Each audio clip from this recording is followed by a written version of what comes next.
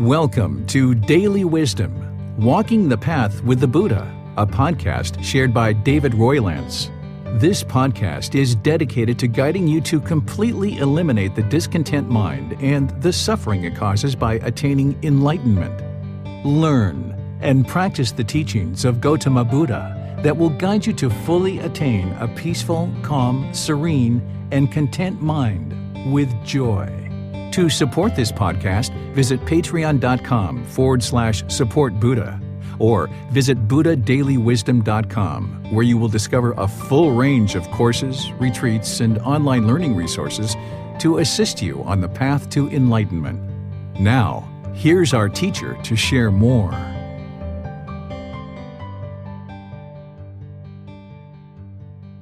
Sawadee Kap. Hello and welcome to Daily Wisdom, Walking the Path with the Buddha.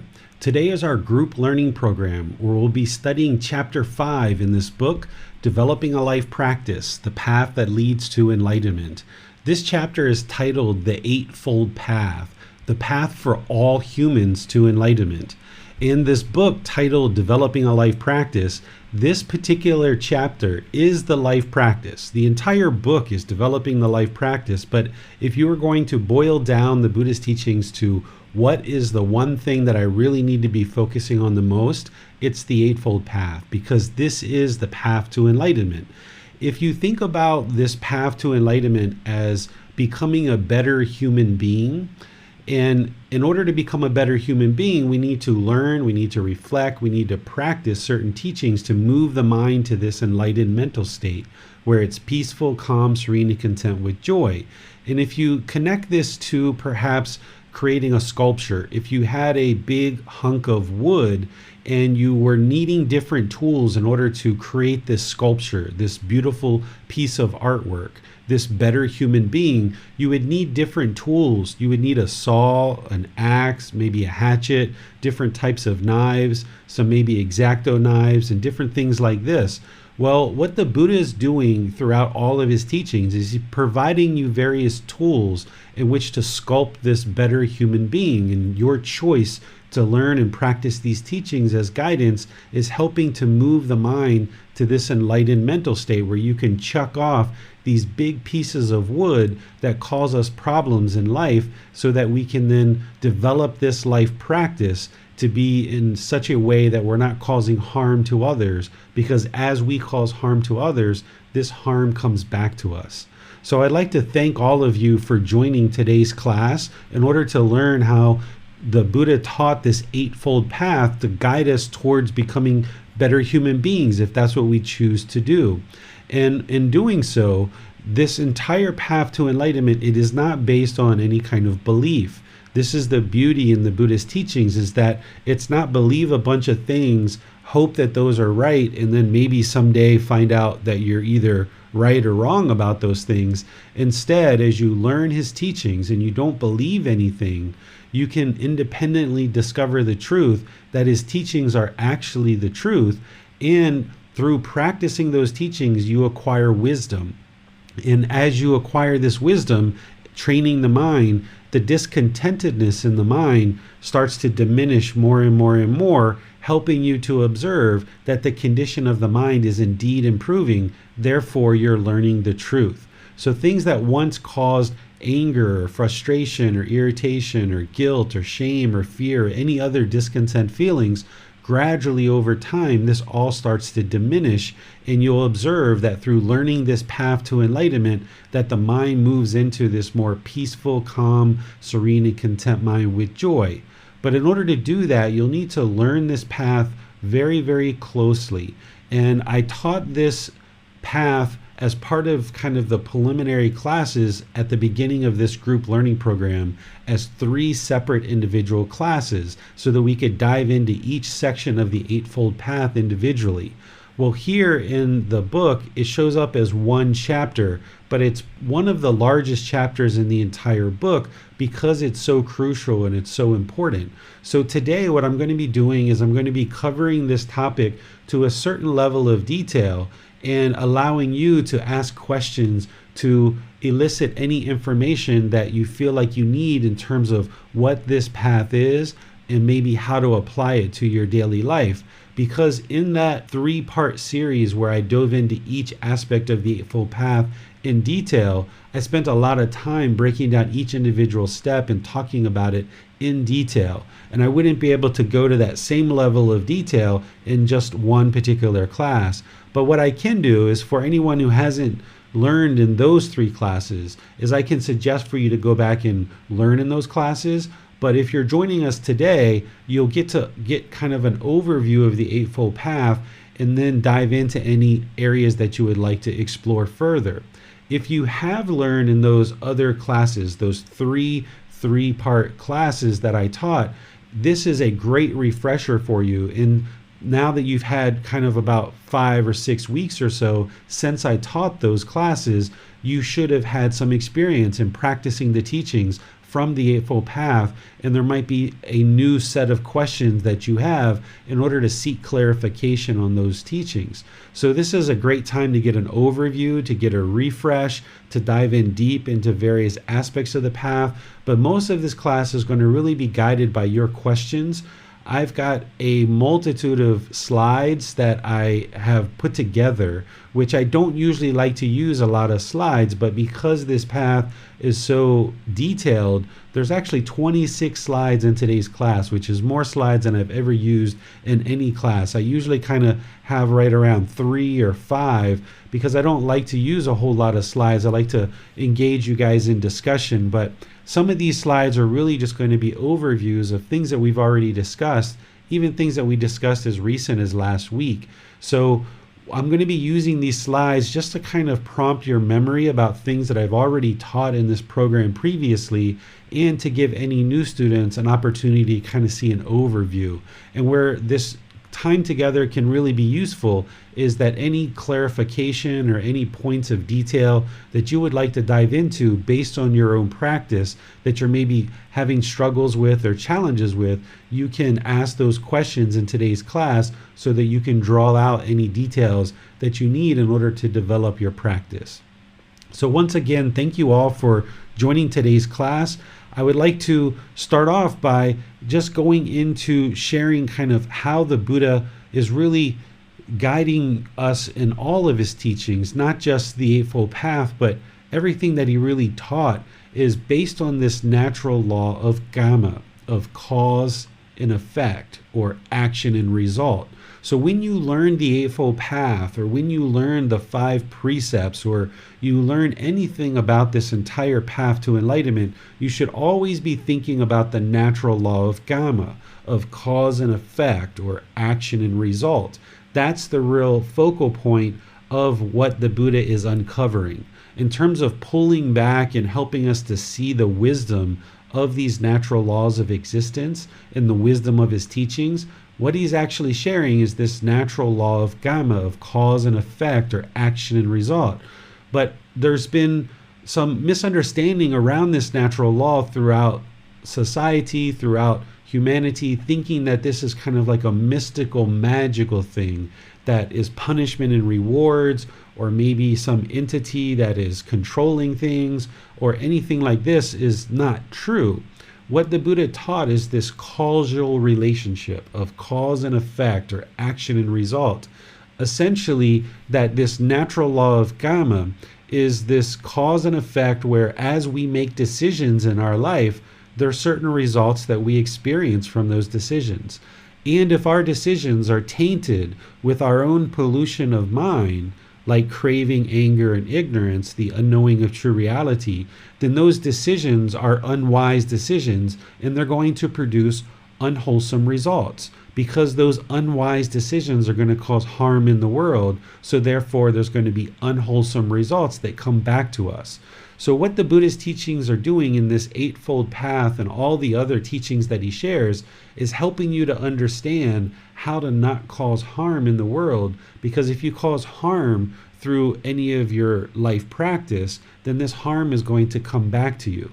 So through training your mind, you gain more control over the mind, But you also need to gain this wisdom in order to understand this cause and effect, or action and result, so that with this wisdom you can make wiser and wiser choices that lead to wholesome results. And that's what this Eightfold Path is really doing, is exposing you to this natural law of Gama. I often talk about the Buddha's teachings as a whole as the natural laws of existence. Well, inside of that is this natural law of Gama, which the Buddha is exposing us to.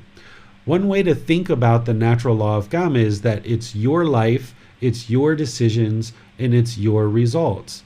But when we lack the wisdom of how to make wise decisions, when we have that ignorance or that unknowing of true reality, then the decisions that we make lead to unwholesome results. So the way that the Buddhist teachings work to move the mind to enlightenment is definitely through training the mind.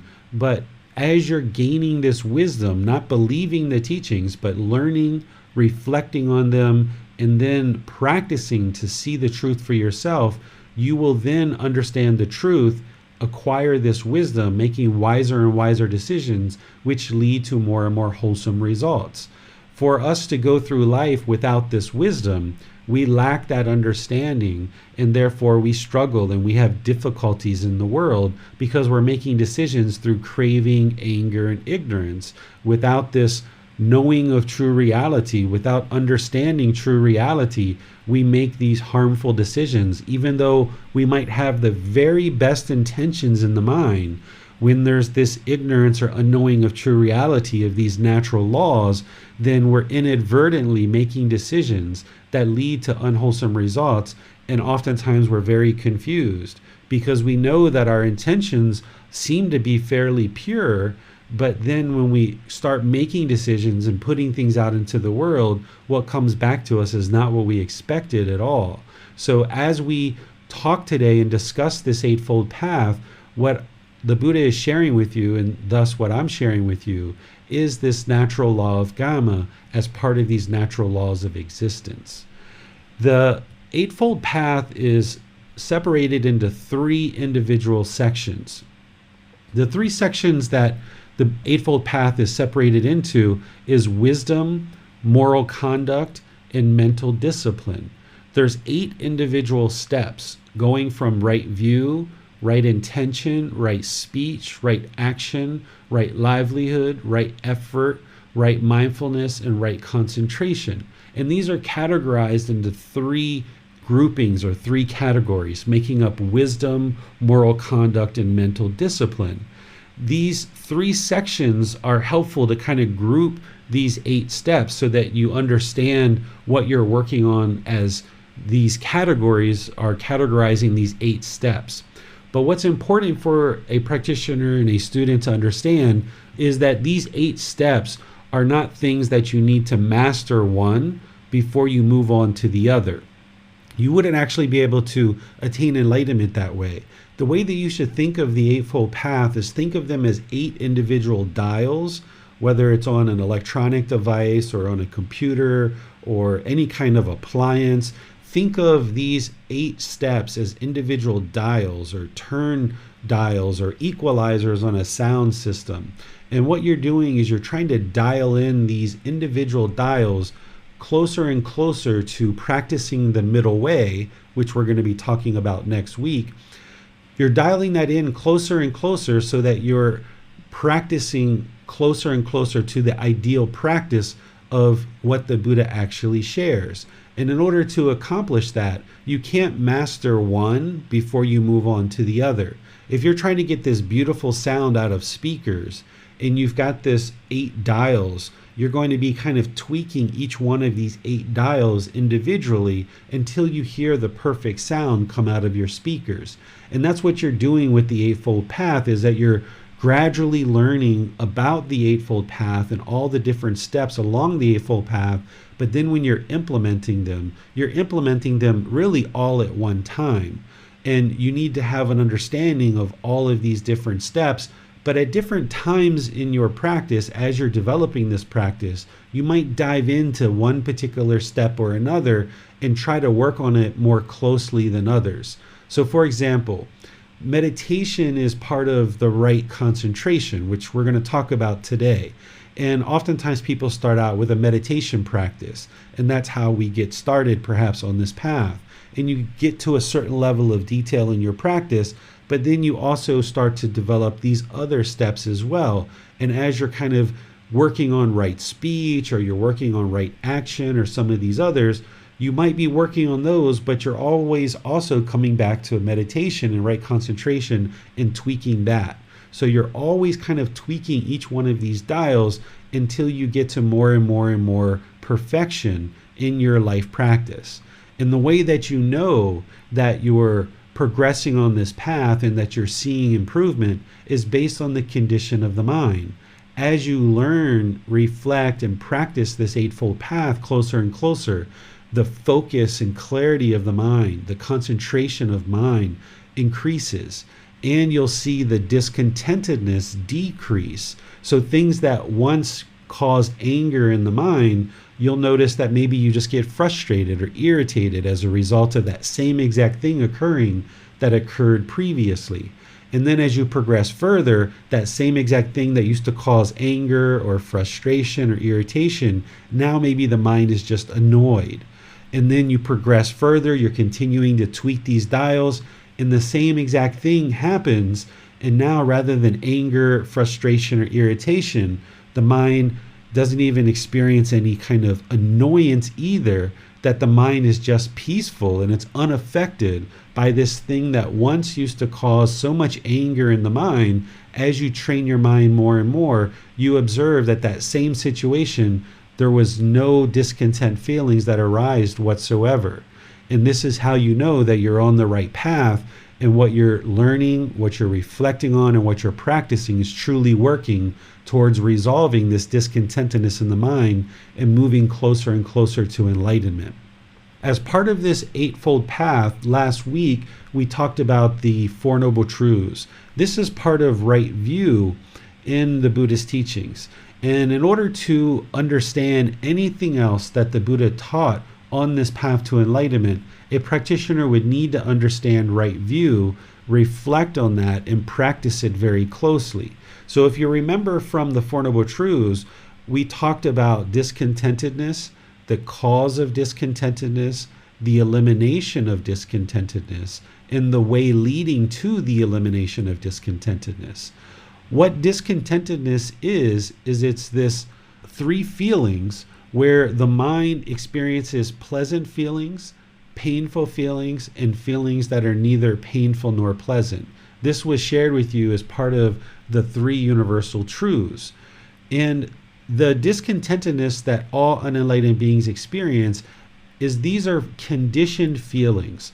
There's some experience that happens. There's something that the mind is craving or desiring or attached to. It wants something really bad. It's chasing after the objects of its affection. And when it acquires that thing or that situation or whatever it is that the mind is chasing after through this mental longing and strong eagerness, then the mind experiences these pleasant feelings that arise in the mind. But then if that mind doesn't get the objects of its affection, it experiences these painful feelings. And then sometimes there's these neither painful nor pleasant feelings like boredom, loneliness, shyness, and things like this. And this is what the unenlightened mind is going to experience, this bouncing around of discontentedness, where based on some conditions that it's experiencing, it will have these pleasant feelings based on, I got a new pair of shoes, I got a new job, I got a new friend or a new boyfriend or a new girlfriend, I got a raise at work. These pleasant feelings arise. But then those pleasant feelings start to fade, and now the mind doesn't experience those pleasant feelings again, and it's looking for the next thing to chase after in order to get back to those pleasant feelings. But because it keeps basing its inner feelings on some condition, it can never get to lasting satisfaction or lasting fulfillment, because it keeps basing its inner feelings on some impermanent condition, and it keeps chasing these pleasant feelings. When it gets those, it kind of temporarily reinforces that maybe you're doing the right thing by chasing after these pleasant feelings. But the mind forgets when those pleasant feelings fade a few days or a few weeks later. and you end up with these painful feelings, the mind doesn't associate that those painful feelings are actually as a result of the mind chasing these pleasant feelings. And now when the mind gets into these painful feelings, in order to rid itself of those painful feelings, it now starts chasing after the next object of its affection in order to get those pleasant feelings back. And it's just this cycle that keeps going around and around and around until you come to understand the Buddha's teachings, and you start understanding that the real problem here is craving, desire, attachment, this mental longing for something with a strong eagerness, the mind pulling in the direction for the objects of its affection, having expectations or wants. We also call it holding or grasping or clinging. This is where the mind is chasing after the objects of its affection. And this is the cause of the discontentedness that the mind is experiencing. This is explained through the Four Noble Truths in the summary version that I explained, where everyone that is unenlightened will experience discontentedness. And that second noble truth, that discontentedness is caused by our own cravings, desires, attachments, because the mind wants everything to be permanent, when in fact, all these things in the world that the mind is chasing after is impermanent. So therefore, the mind keeps causing itself to be discontent over and over and over because it doesn't understand that it's actually causing itself discontentedness. So when we experience anger or frustration or irritation or annoyance or guilt or shame or fear or any other discontent feelings, this is actually being caused by your own craving, desire, attachments. But what we tend to do is we tend to blame other people, or we tend to blame the circumstances and the situation rather than looking inward and realizing that it's our own craving, desire, attachments that are causing this discontentedness. And when we realize that we're the ones that are causing the discontentedness, this can be really liberating, because if it's everyone else that's causing us to be angry, then you need to train 7.5 billion people in the world to do things your way, or else every time they don't do things your way, you're going to be angry. And that would be exhausting, to try to train 7.5 billion people to do things your way. And they're not going to remember to do it your way, because once they learn to do it your way, then there's going to be someone else who wants them to do it their way, and someone else and someone else and someone else. So what the Buddha is offering to you by way of guidance and teachings is that you just need to train one mind, and that's your own mind. And if you can train your own mind to understand these natural laws of existence, then you can get to a place where you eliminate this craving, desire, attachments. You can eliminate this anger, hatred, and ill will. You can eliminate this ignorance or delusion or confusion, this unknowing of true reality and not knowing these natural laws of existence. And when you train the mind to eliminate these things and others, then the mind can reside peaceful, calm, serene, and content with joy, because it has removed all the conditions that are causing discontentedness. Through training on this path to enlightenment, the mind is purified to rid itself of all the conditions that are causing discontentedness. The second noble truth, explaining to you that you are causing your own discontentedness, can be really liberating, because once you realize that you're causing all your own discontentedness, then the next thought becomes, well, if I'm causing it, that means that I can eliminate it. You don't have to rely on training 7.5 billion people to eliminate your anger. Instead, you can eliminate your own anger through coming to understand, through wisdom, without belief, through learning the truth and acquiring wisdom in these teachings. You can then train your mind to eliminate discontentedness by eliminating craving, desire, attachment. This is the third noble truth. And then the Buddha discusses the fourth noble truth as the path to eliminate discontentedness is the Eightfold Path. And that's what we're discussing today. But it's right view that really sets the mind to understand what the true problem is. And you can have this breakthrough to have this view, and rather than think that other people are causing your anger or frustration or any of your discontentedness, you can observe and realize without belief, but through independent verification that you're causing your own discontentedness. The way that you do that is through reflection. You take the last situation that you were angry or frustrated or irritated or any of these other discontent feelings, and you look inward and you say, okay, well, what was it that the mind was craving? What was the desire? What was the attachment? What was the mental longing? What was the yearning? What was the strong eagerness? What was the mind craving to be permanent that caused this experience of anger, to cause these feelings of frustration to arise in the mind? And when you look at that objectively, whether that was today that you got angry or yesterday or sometime last week, and you look at that closely, you can see through your own independent verification that you indeed caused your own anger. And when you see that with true reality, then you understand that, aha, I can eliminate this, because you've seen independent verification that you're causing your own anger. That then allows you to acquire wisdom that you're the one causing it. And now with right view, it sets you up on the whole rest of this path in order to progress, to learn and practice these teachings and improve the condition of the mind through training the mind. So let me pause here and see what questions you guys might have about right view, because we covered this last week, but I would like to be sure that if you've had some time to think about this, that if there's any questions that you have, to be able to help you see this more clearly. The way that you ask questions is put those into Facebook, YouTube, or Zoom in the comment section, and we'll be sure the moderators get your question asked during class. But if you're in Zoom, you can electronically raise your hand and ask any questions or follow-up questions directly. Hi, David. So would you say that right view is about empowerment, and without right view and with right view is when we attain the ability to walk the path and have a peaceful mind? Is that what right view is essentially about?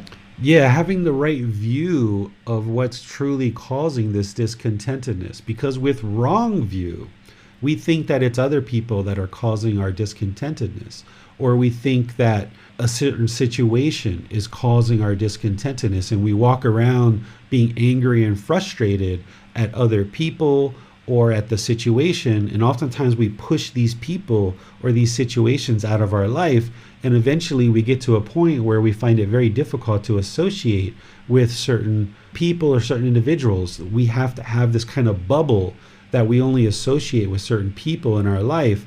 And then when we observe that someone does things that we don't like or does things in a way that we don't agree with, we then find a way to rationalize pushing them out of our life because they've made us angry. But this is wrong view, and it's going to just lead to constant complications, because a person who has wrong view, they're not going to be able to get along and be able to interact and socialize and have opportunities to improve their life with various people in their community. They're going to continually find problems and faults in other people and blame that on others, thinking that they're the ones who are causing them to be angry, when in fact, if you have right view, you can see that you're causing all your own discontentedness.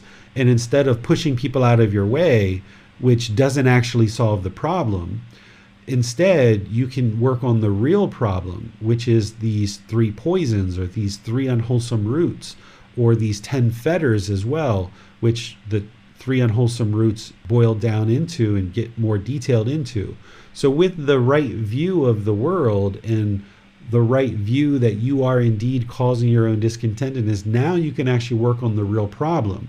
Because all through our life, as we kept associating these discontent feelings with other people and other situations, we're not solving the real problem by pushing people out of our life or avoiding certain situations. We're just creating a smaller and smaller group of people that we can actually associate with. And this creates a life that is very closed off and closed in, where we're not able to participate in life and have these fulfilling experiences and fulfilling relationships. Thank you, David. Let's get a Basim now. Thanks, James.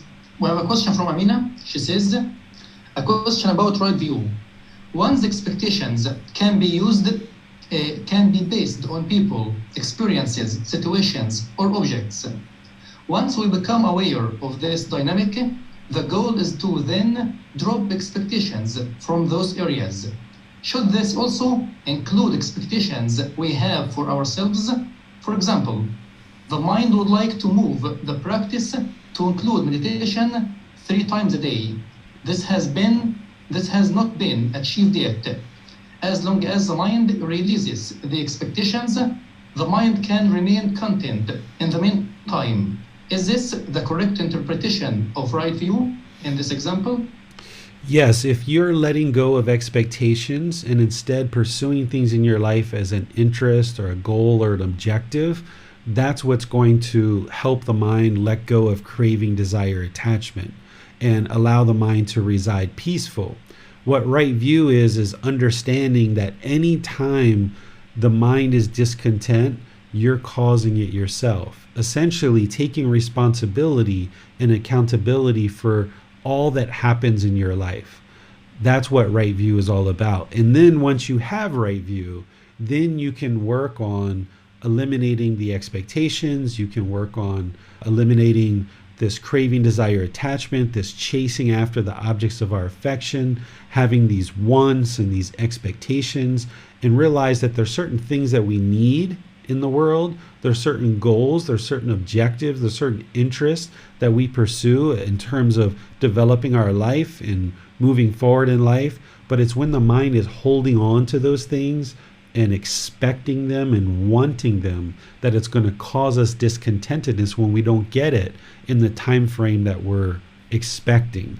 And by letting all of that go and just realize that, okay, there's this life and we need to pursue this life as goals, as interests, as objectives, then we can work towards those things, but without expectation of it's got to be done by this time. It's absolutely, I have to build up my meditation practice to 3 times a day within 3 months, or else I'm a loser, I'm a failure. And there's this negative self-talk that then degrades and diminishes the mind.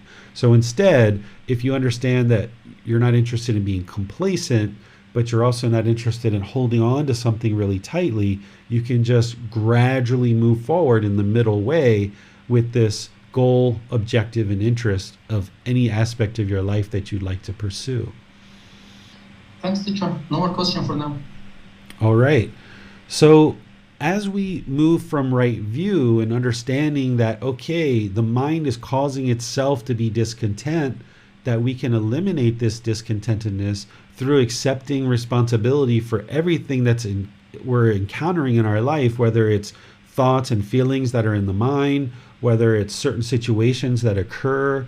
If someone's arguing with us and we choose to argue back, that's a result of our decisions. That's the natural law of Gotama. So in order to understand the natural law of Gotama in these natural laws of existence, we need to understand that everything that happens in our life is as a result of our own decisions, our own free will decisions. And that's why you should never think of the Buddhist teachings as rules, that they are instead guidance, helping you to understand these natural laws. And by you learning this teachings, then you'll be able to make wiser decisions. But there's no rules here. They're guidance helping you to understand that through right view, you're accepting responsibility for the condition of the mind, you're accepting responsibility for the feelings that exist in the mind, you're accepting responsibility for the things that are occurring in your life. And now when you do that, now you can make decisions through wisdom to move beyond this and make wiser decisions leading to more wholesome outcomes. And the second step of the Eightfold Path is called right intention, where the Buddha talks about 3 aspects of right intention. The first one is called the intention of renunciation. This is where you develop the interest or willingness to let things go and kind of give up any unwholesomeness that the mind is holding on to, any kind of false beliefs or false perceptions of reality. Because if you're currently experiencing discontentedness, that means that the mind is unenlightened. And in order to move from unenlightened to enlightened, there's certain things that the mind is holding on to that you need to let go of. Additionally, there's certain wisdom that you don't understand yet that you need to bring into the mind in order to develop your life practice, in order to get to this enlightened mental state. So this renunciation is having the intention and understanding that you're going to need to let go of certain false beliefs or certain false perceptions, this misunderstanding of reality, this unwholesomeness that we practice in the unenlightened state. That needs to all be let go of, but it's going to be a gradual process. If you enter into this path with the idea that I'm going to hold on to everything I've currently got and not let go of anything, then you're not going to be able to let go of the things that are currently in the mind, and you're not going to be able to bring in this wisdom to help you further on this path. So the first aspect of right intention is this intention of renunciation. And then there's this intention of non-ill will. Ill will is this animosity or bitterness, this anger, hatred, this ill will, this lesser versions of all of this that the mind tends to walk around with, and kind of almost looking out for enemies around us and being very fearful of things that are going on around us. So by letting go of this animosity, of this bitterness, and having this intention of non-ill will, this will help set the mind up for developing the rest of this path. Another way of saying non-ill will is to say goodwill or loving kindness. So here there needs to be an intention where the mind is very interested in practicing loving kindness, or this genuine interest in seeing all beings be well, where you have this interest in seeing all beings be peaceful. Because if we walk around with the opposite of that, where we wish harm on others, or we have this ill will, or even we have this little dig or this little sarcasm that we'd like to give to somebody who's maybe in our life, or somebody who comes into our life at a certain time, then any of that you put out is only going to come back to you. So you need to ensure that you're practicing non-ill will or loving kindness, which we'll talk about more as we get into chapter 14 of this book in this program. And then the third aspect of right intention is harmlessness, where you're not interested in causing any harm to any beings, where the mind is incapable of causing harm to others. So this is an important aspect of this path because of this cause and effect, this action and result, this natural law of karma.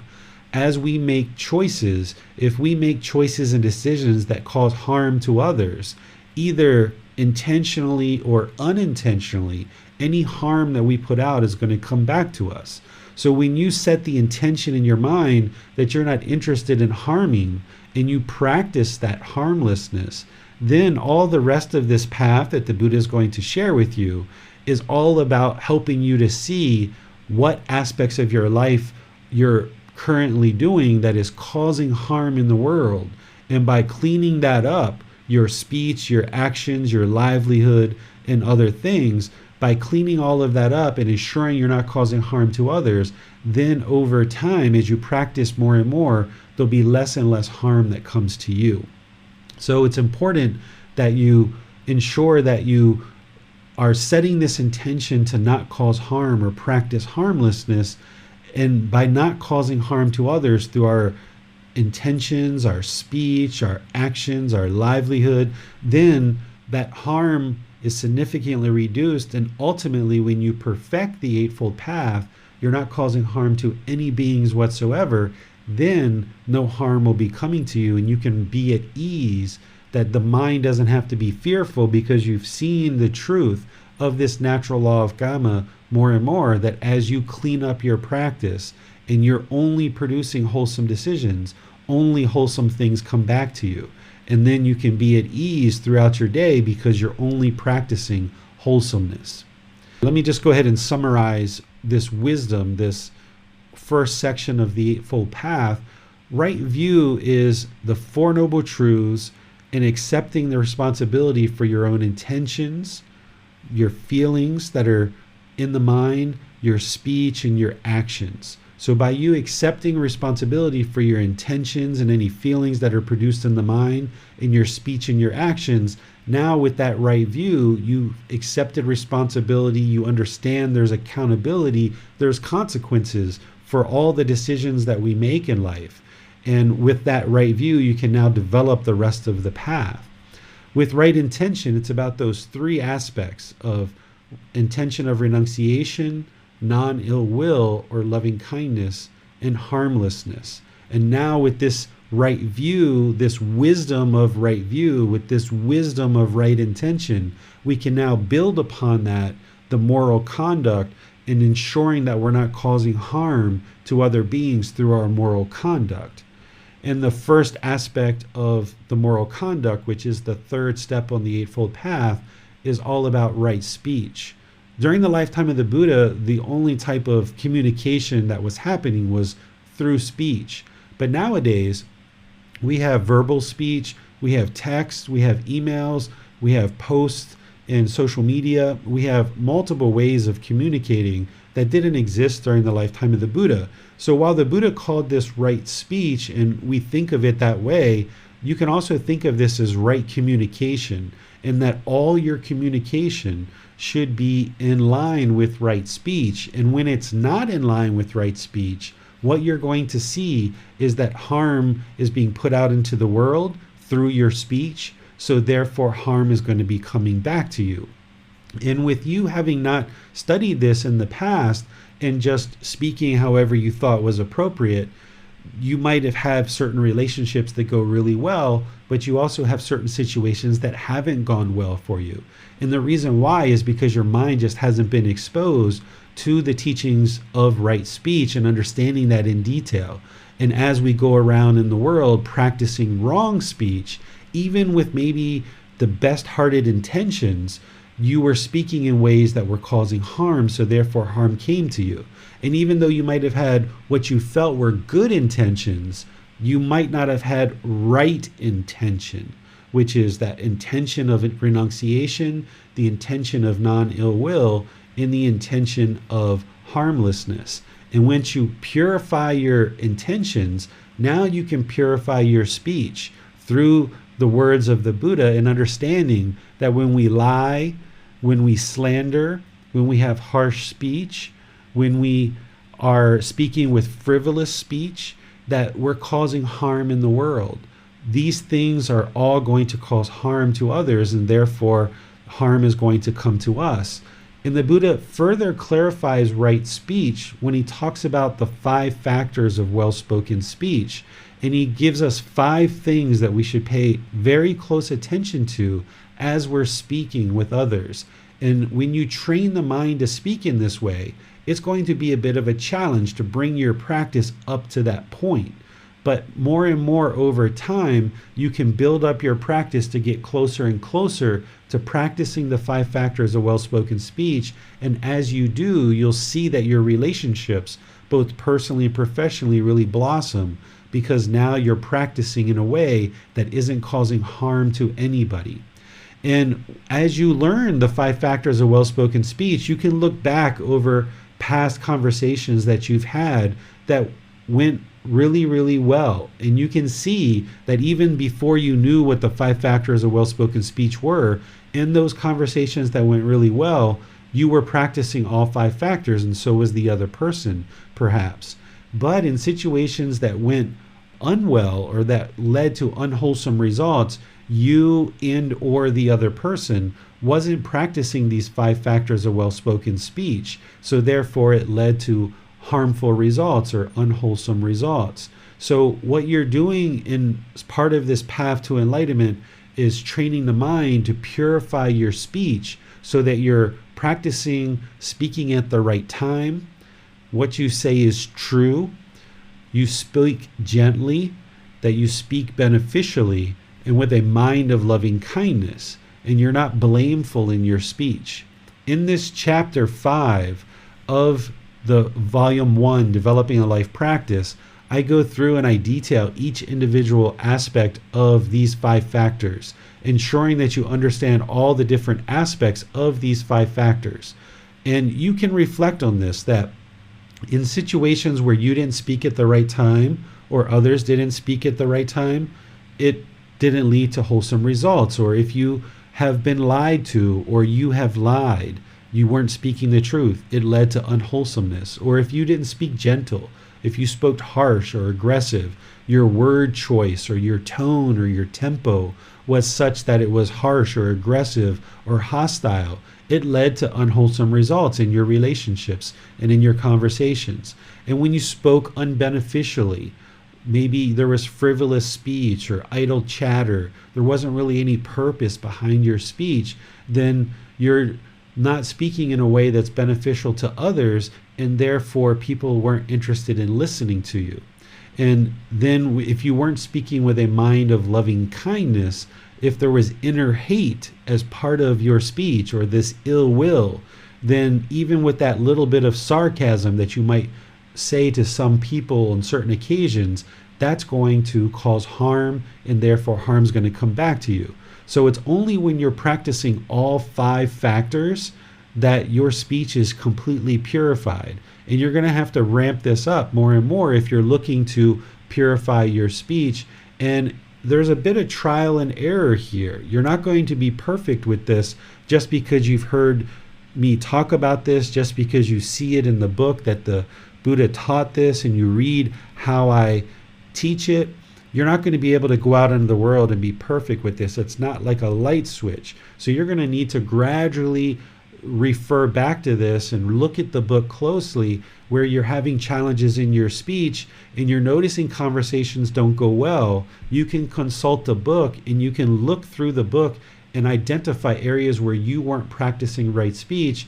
Even if the other person wasn't practicing right speech too, don't worry about that because that's their practice.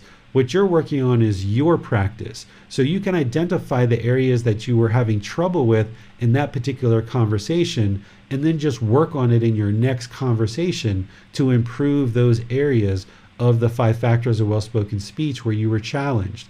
And if you think of the Buddha's teachings as this ceiling that you're gradually working up towards, then you can work over a period of 3 months, 6 months, a year, what have you, in all your various relationships, and making sure that you're always using the 5 factors of well-spoken speech through your verbal communication, your written communication, and any other ways that you communicate.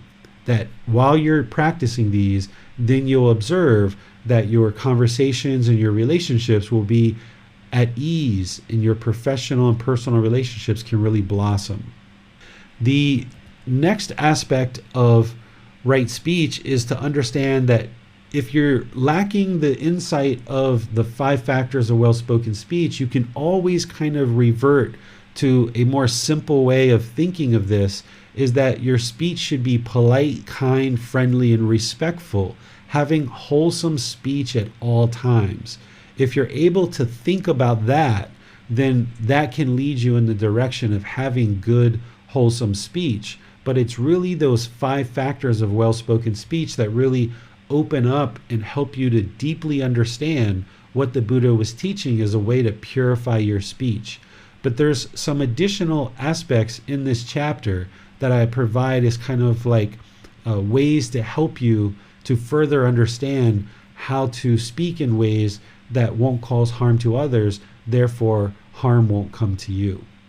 The next part of the Eightfold Path is called right action. This is all about our bodily actions and ensuring that we're not causing harm with our bodily actions. In the words of the Buddha, he talks about not taking life, about refraining from not taking what is given in terms of like stealing, and don't steal because that's a bodily action that will cause harm. And he also talks about refraining from sexual misconduct. But in his Eightfold Path, he tends to talk at a kind of a certain level of detail. And then throughout the rest of his teachings, he pulls back the covers and gets deeper and deeper and deeper into various aspects of his teachings. So notice here, as part of right action, he doesn't say, don't walk up to somebody and punch them in the face, because if you punch someone in the face, they're most likely going to punch you back. Their friends are going to punch you. The police are going to arrest you. Someone might pull out a weapon or a gun or what have you. It's not wise to punch someone in the face. So if you understand right action as not harming through your bodily actions, while the Buddha gives you some very significant ones here, like taking life, like stealing and having sexual misconduct, there's also a whole lot of other harms that we can do through our bodily actions, that if we harm through our bodily actions, that harm is going to come back to us through the decisions that we made. And by making decisions that are wholesome, not to cause harm with our bodily actions, then we won't experience harm coming back to us. So when you read the words of the Buddha, remember that he's always teaching in this layered effect, where he's going to kind of introduce a certain teaching at a certain level, and then as you dive deeper and deeper into his teachings, he's going to get deeper and deeper into what he's truly talking about. And if you connect right action to bodily actions, then you just know, not to cause any harm through your bodily actions. The things that I included in the book to kind of help you along these lines a bit more, connecting it over to the 5 precepts, is yes, that we should refrain from killing, from stealing, from sexual misconduct, from substances that cause heedlessness, and also gambling. Remember, these aren't rules, these aren't commandments, this isn't a doctrine of rules to follow, and if you follow these, there's going to be some reward at the end of the rainbow. What this is this is the wisdom to understand that when you refrain from doing these things, when you refrain from causing harm through these various bodily actions, that then harm won't come to you. Because if you're killing other beings, then people are going to be interested in killing you or locking you up in jail or doing other harmful things to you. If you're stealing from people, that's causing harm to them. So you need to ensure that you're not stealing. Same thing with sexual misconduct.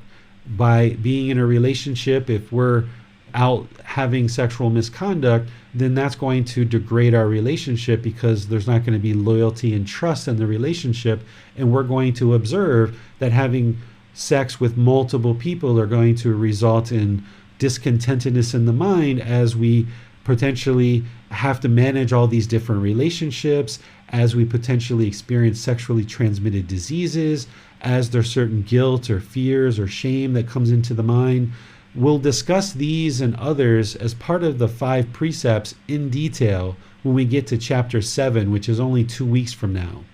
Substances that cause heedlessness will also pollute the mind and make it very difficult to progress on this path.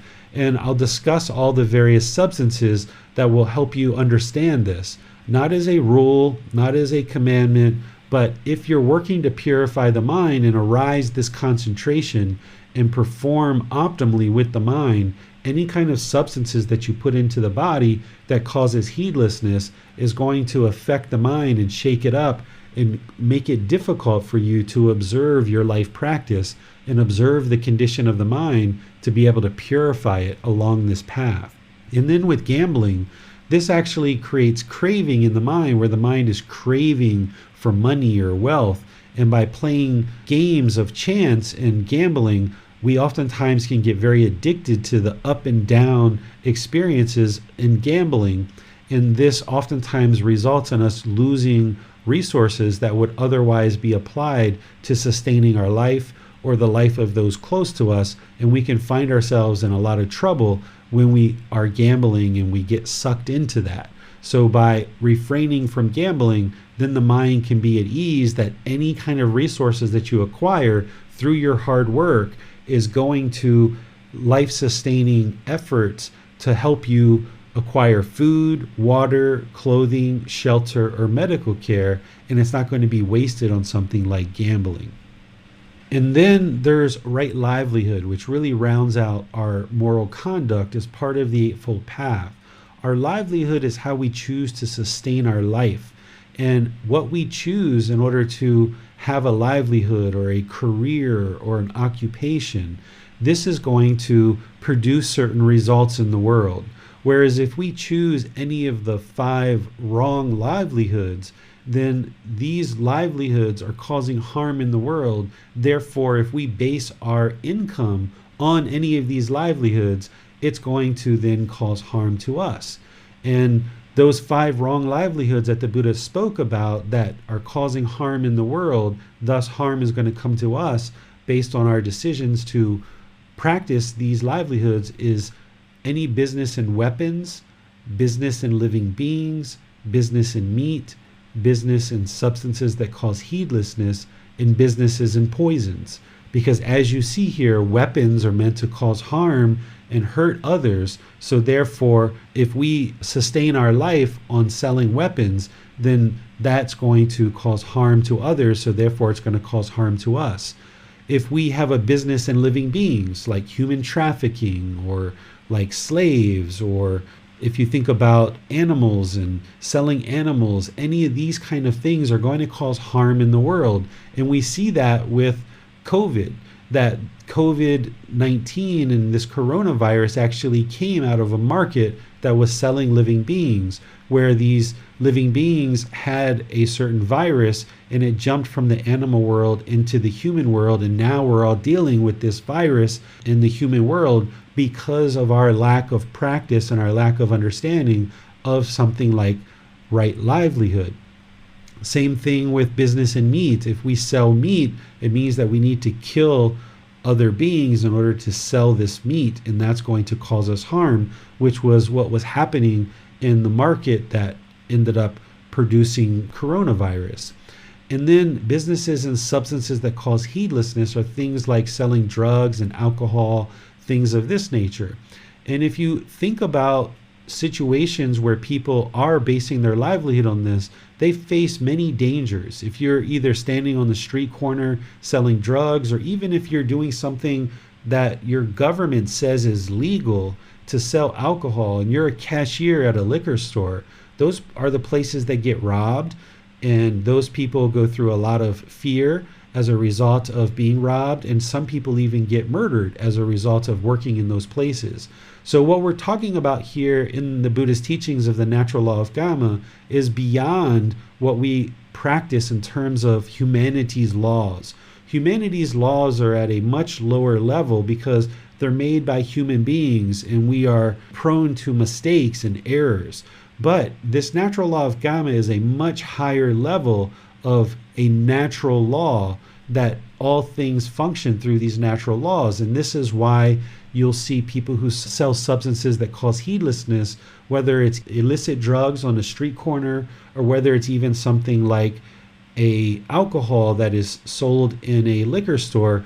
The people who are connecting their livelihoods to these things are subjected to harms, because these are harms that are being caused by us choosing to have this livelihood. And when we clean up our livelihood and all these other steps along the Eightfold Path, we end up experiencing better results as a result of our decisions. And this fifth livelihood of poisons that the Buddha talks about is poisons are meant to kill other beings. And if we choose to sustain our life on selling poisons, then that's going to cause harm in the world, and therefore harm is going to come to us.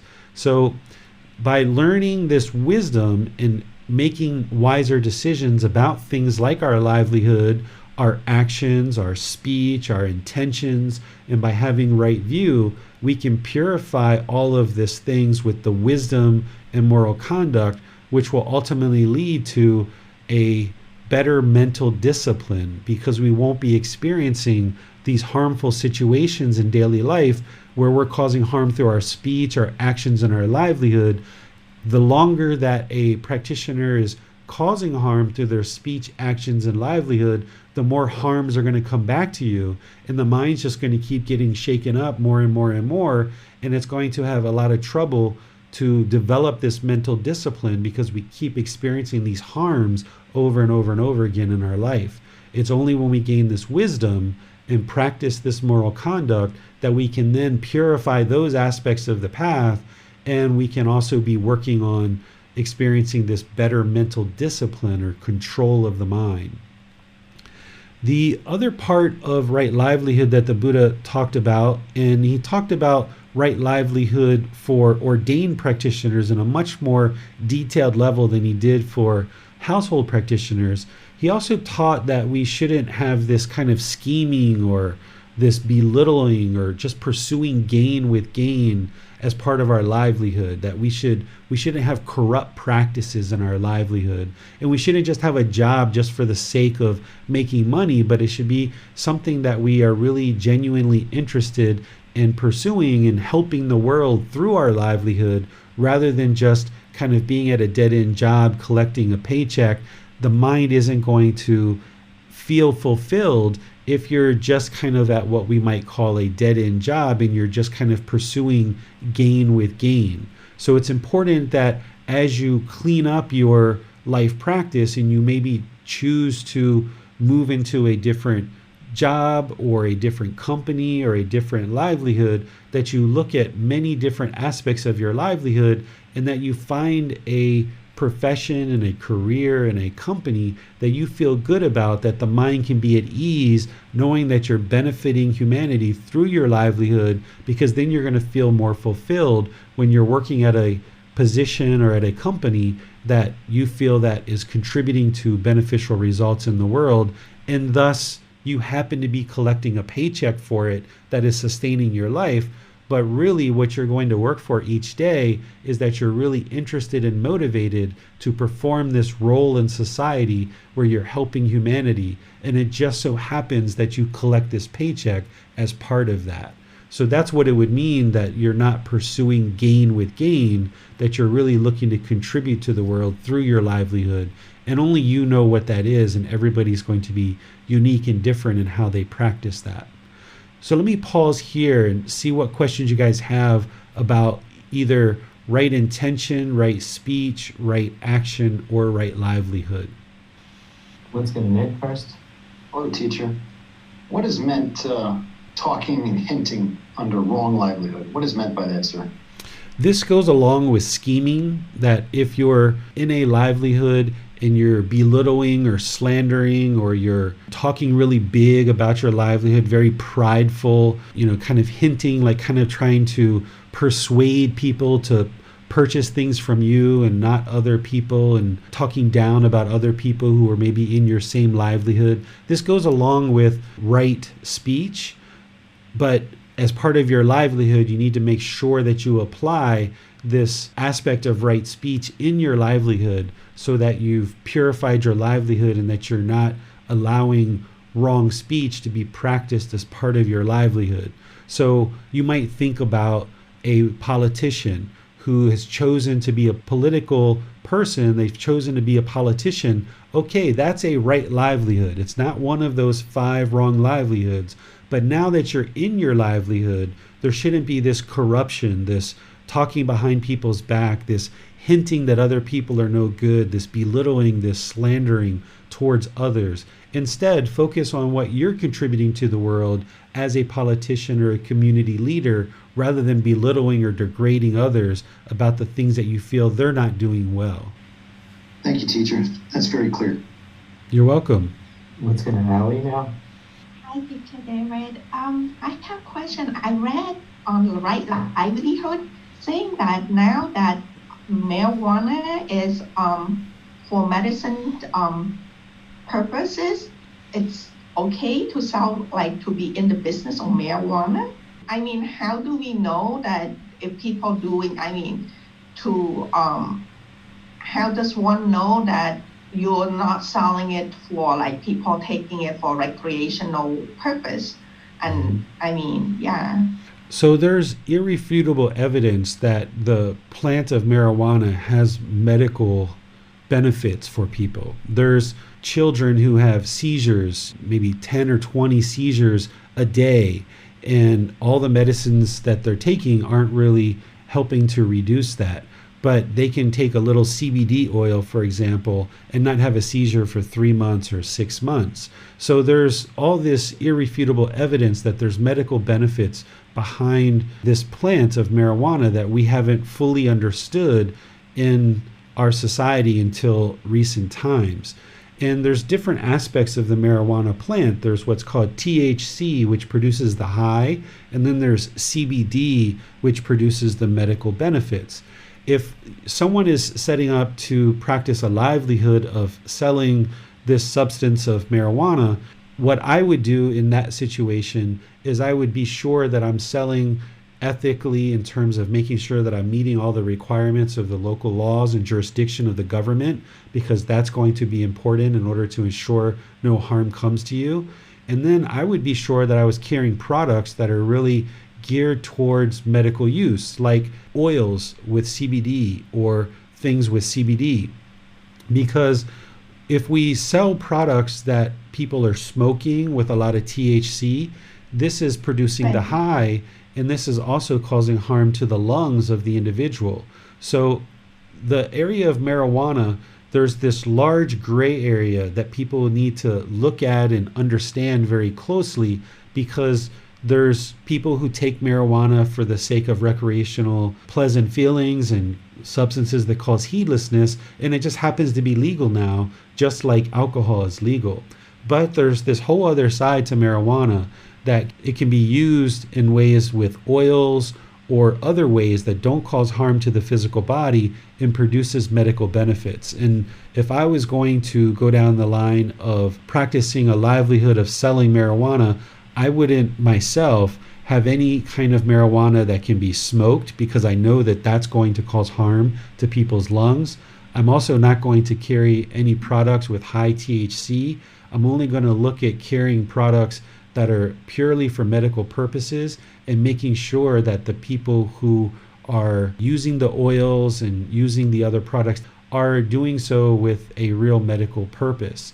So right now, some of the places that are set up aren't necessarily set up in that way, but that's just how I would choose to practice, and everybody's got to choose for themselves how they're practicing. And what I think you're probably going to see over time, if it's not already happening, is just like liquor stores are a place that tend to get robbed a lot, and people get killed in these places because of selling substances that cause heedlessness. I think what we're going to see, if we're not already seeing, is something similar is going to be happening with places that are selling marijuana for recreational uses, if they're not really focusing on medical purposes. Because when we focus on a livelihood that is for substances that cause heedlessness, this is going to promote a interest in people to rob us, to steal from us, to injure us, because we're injuring humanity. Even though we might be following governmental laws, this natural law of Gotama is always at play. So I haven't looked at any stories to see if this is actually happening, but I have a feeling it probably is in certain places that are selling marijuana in ways that are for recreational use, and there's not a real medical purpose behind it. Right.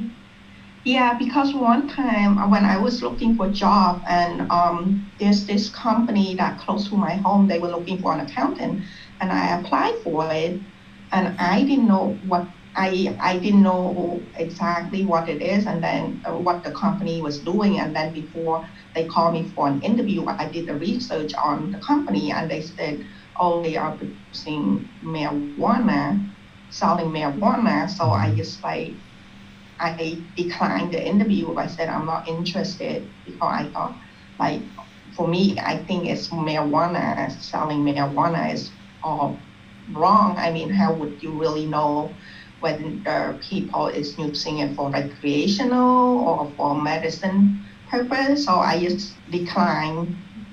Yeah, this is an area that needs to be navigated very delicately if somebody is moving into that aspect of a livelihood or a career, because there really is a big, wide gray area around this, and it would be very challenging to navigate with it being so new, with government regulations and it being so new to the public. It's quite a challenge for people who are in that livelihood. If you talk to people who own dispensaries or who are involved in growing and all the things around the marijuana industry, it's very challenging for them because it is so new and they're having to navigate all of these things. It's quite stressful for them and very challenging. It's something that if somebody's going to decide to go into, they need to understand that there's a lot of challenges around that, and there's a potential that they could end up experiencing a lot of harm from that choice of livelihood if they're not navigating this really closely based on what we understand about the natural law of karma. Right. Any other? Thank you. You're welcome. Any other questions on any of right intention, right speech, right action, or right livelihood? We have a question on right view, actually, from David Carlisle. How does right view explain the anger of rejection that I experience from being excluded from family and community. What about righteous anger? In the Bible, Jesus had righteous anger. Was he experiencing wrong view? Yes, Jesus had wrong view. He wasn't fully enlightened. And what you're experiencing, David, is the mind is craving permanence. The mind wants to be accepted by everybody, right?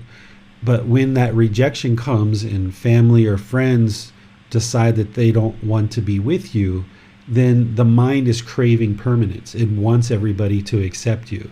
And what you've got to understand is because of the universal truth of impermanence, not everybody's going to have positive thoughts about you. They're not always going to have a warm, loving hearts towards you.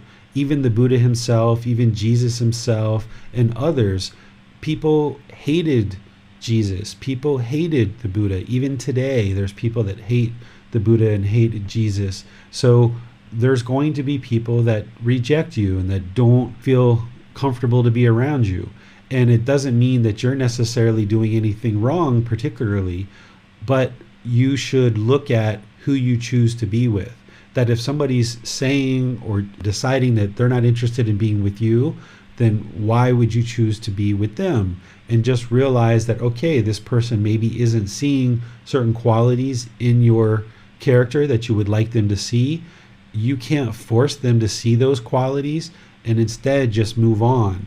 But as long as your mind is craving permanence, that second noble truth, that you're craving for all people to accept you, or one particular person, or two or three, or a group of person to accept you, as long as you're craving, you have that mental longing and strong eagerness, that's why you're causing your own discontentedness. That feeling of rejection and that anger is being caused by your own mind, because it's impossible for everyone on this planet to accept you. That would be permanence, and that doesn't exist.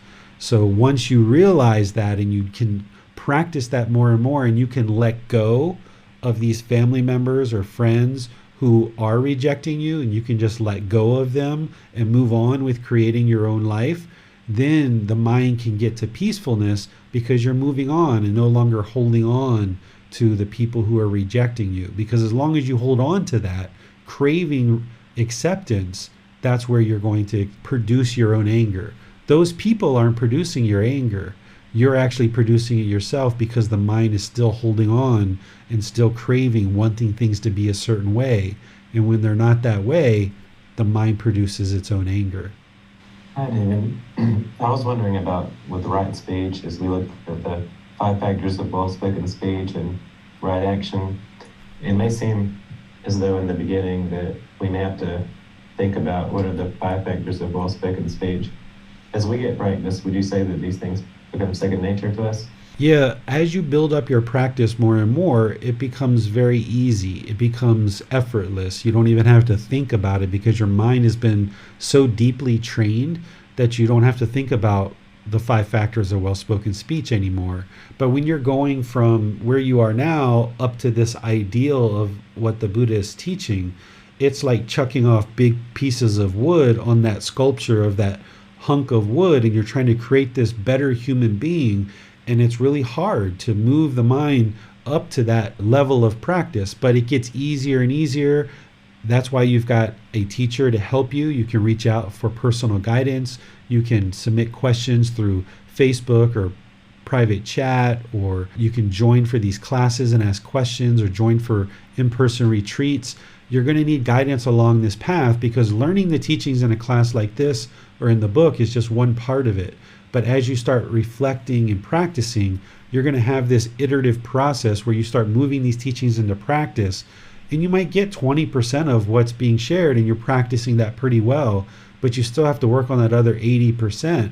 So you need to come back to your teacher, come back to the books, come back to the classes, continue to learn, and then build up your practice more. And now you're practicing 40, 50, or 60%. And as you get closer and closer to practicing 100% of each one of these aspects of the Eightfold Path, it becomes effortless. But there's a lot of work in the meantime. It's not easy to attain enlightenment, but it's not difficult either once you understand the teachings and you really apply dedication and diligence to learning and practicing. We have a question from Adrian. Can you please explain ruminating to me as it applies to the Four Noble Truths and Eightfold Path? Yeah, so when the mind has the certain thought and it just keeps going over and over and over, ruminating in the mind, this is because the mind has that clinging. It's holding on to this thought and it just keeps in the mind over and over and over, like it's like a broken record just playing over and over and over again. The mind is holding on. That's the whole problem, is that the mind has this craving, desire, attachment. It has this clinging. It craves permanence. It's holding on. It doesn't easily let go. And that's why the mind can just have this constant cycle of just thinking about the same thing over and over and over again. And it's not until you train the mind through these teachings, deeply training it in meditation and all other aspects of this Eightfold Path, that you can eliminate that from the mind. It's a gradual process. It's not going to happen overnight, but gradually you'll see less and less of that in the mind. But this is that mind craving permanence and holding on and clinging. It's not comfortable with just letting go, having that renunciation and letting go. But in meditation, through breathing mindfulness meditation, as the mind wanders off the breath and you cut it off, let it go and bring it back to the breath, and then it does that again, and then you cut it off and let it go and come back to the breath. The more that you practice this way with breathing mindfulness meditation, your mind will then be at ease because it's able to easily let go of things. Right now, in the unenlightened state and early in this path, the mind doesn't easily let go. It's trying to hold on to all this stuff, and that's what's causing its discontentedness and even this constant thoughts of the same thing over and over again. So we look at right livelihood. I was wondering if you had any general advice on choosing a livelihood. Is it just avoiding wrong livelihood and then perhaps finding a career that engages us or assists others? I think right livelihood might be one of the easiest ones to actually practice, because as long as you're not having a livelihood that's one of those 5 wrong livelihoods, you're set. So like I know, James, you do stuff online. I think you do like graphic design or some online stuff. You're not practicing one of those 5 wrong livelihoods.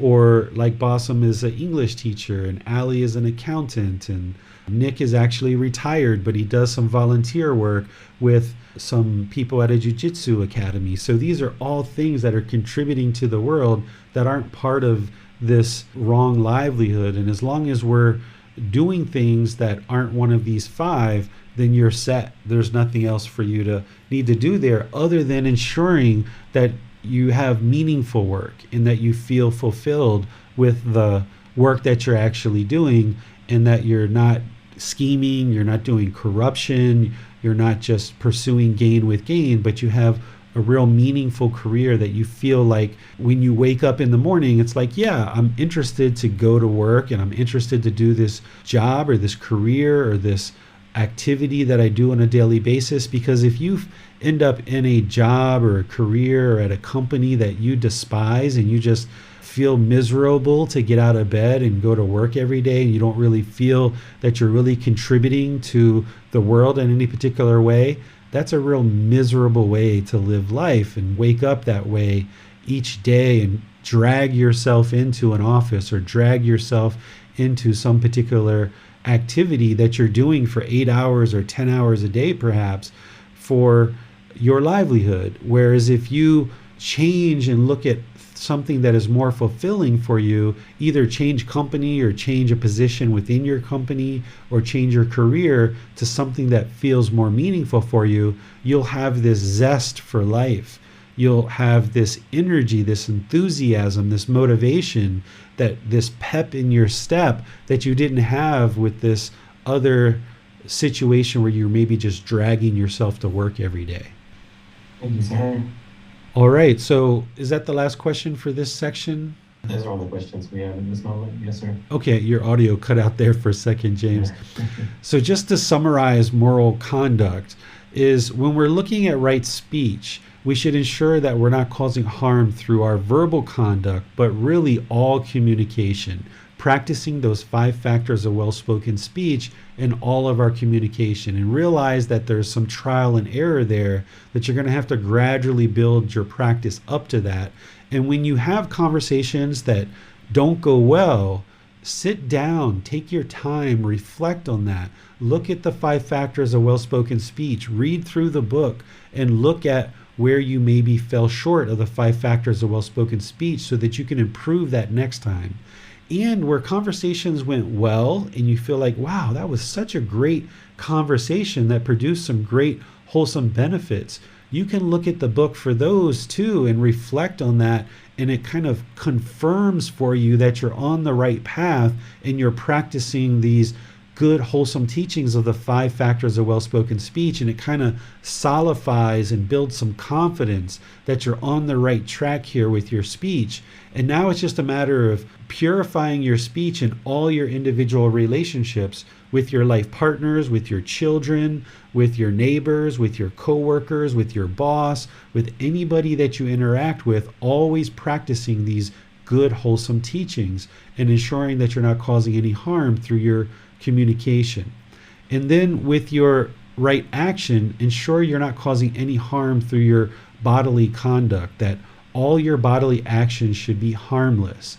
And then ensuring that you're not causing any harm through your livelihood is just ensuring that you're not practicing any of those 5 wrong livelihoods, and ensuring that you're choosing a way to sustain your life through wholesome means that doesn't cause harm to others, and that you're even in a certain occupation or career that you're not doing any kind of corruption or scheming or slandering or things like this that would end up damaging your livelihood and damaging your career, that the word would travel throughout your profession that you're not practicing your livelihood in the best way. And practicing right intention, right speech, and right action will actually help you in your livelihood. So if you've chosen a livelihood that isn't one of those 5 wrong livelihoods, within that livelihood, if you're practicing right intention, right speech, and right action, then you should be performing your job really, really well. And you'll actually probably observe that you get along with your coworkers really well. You'll end up experiencing promotions and increases in your salaries and things like this, because you're performing very well in this livelihood and you're not causing harm, not only through your livelihood, but you're getting along with your coworkers and your customers and your clients very, very well.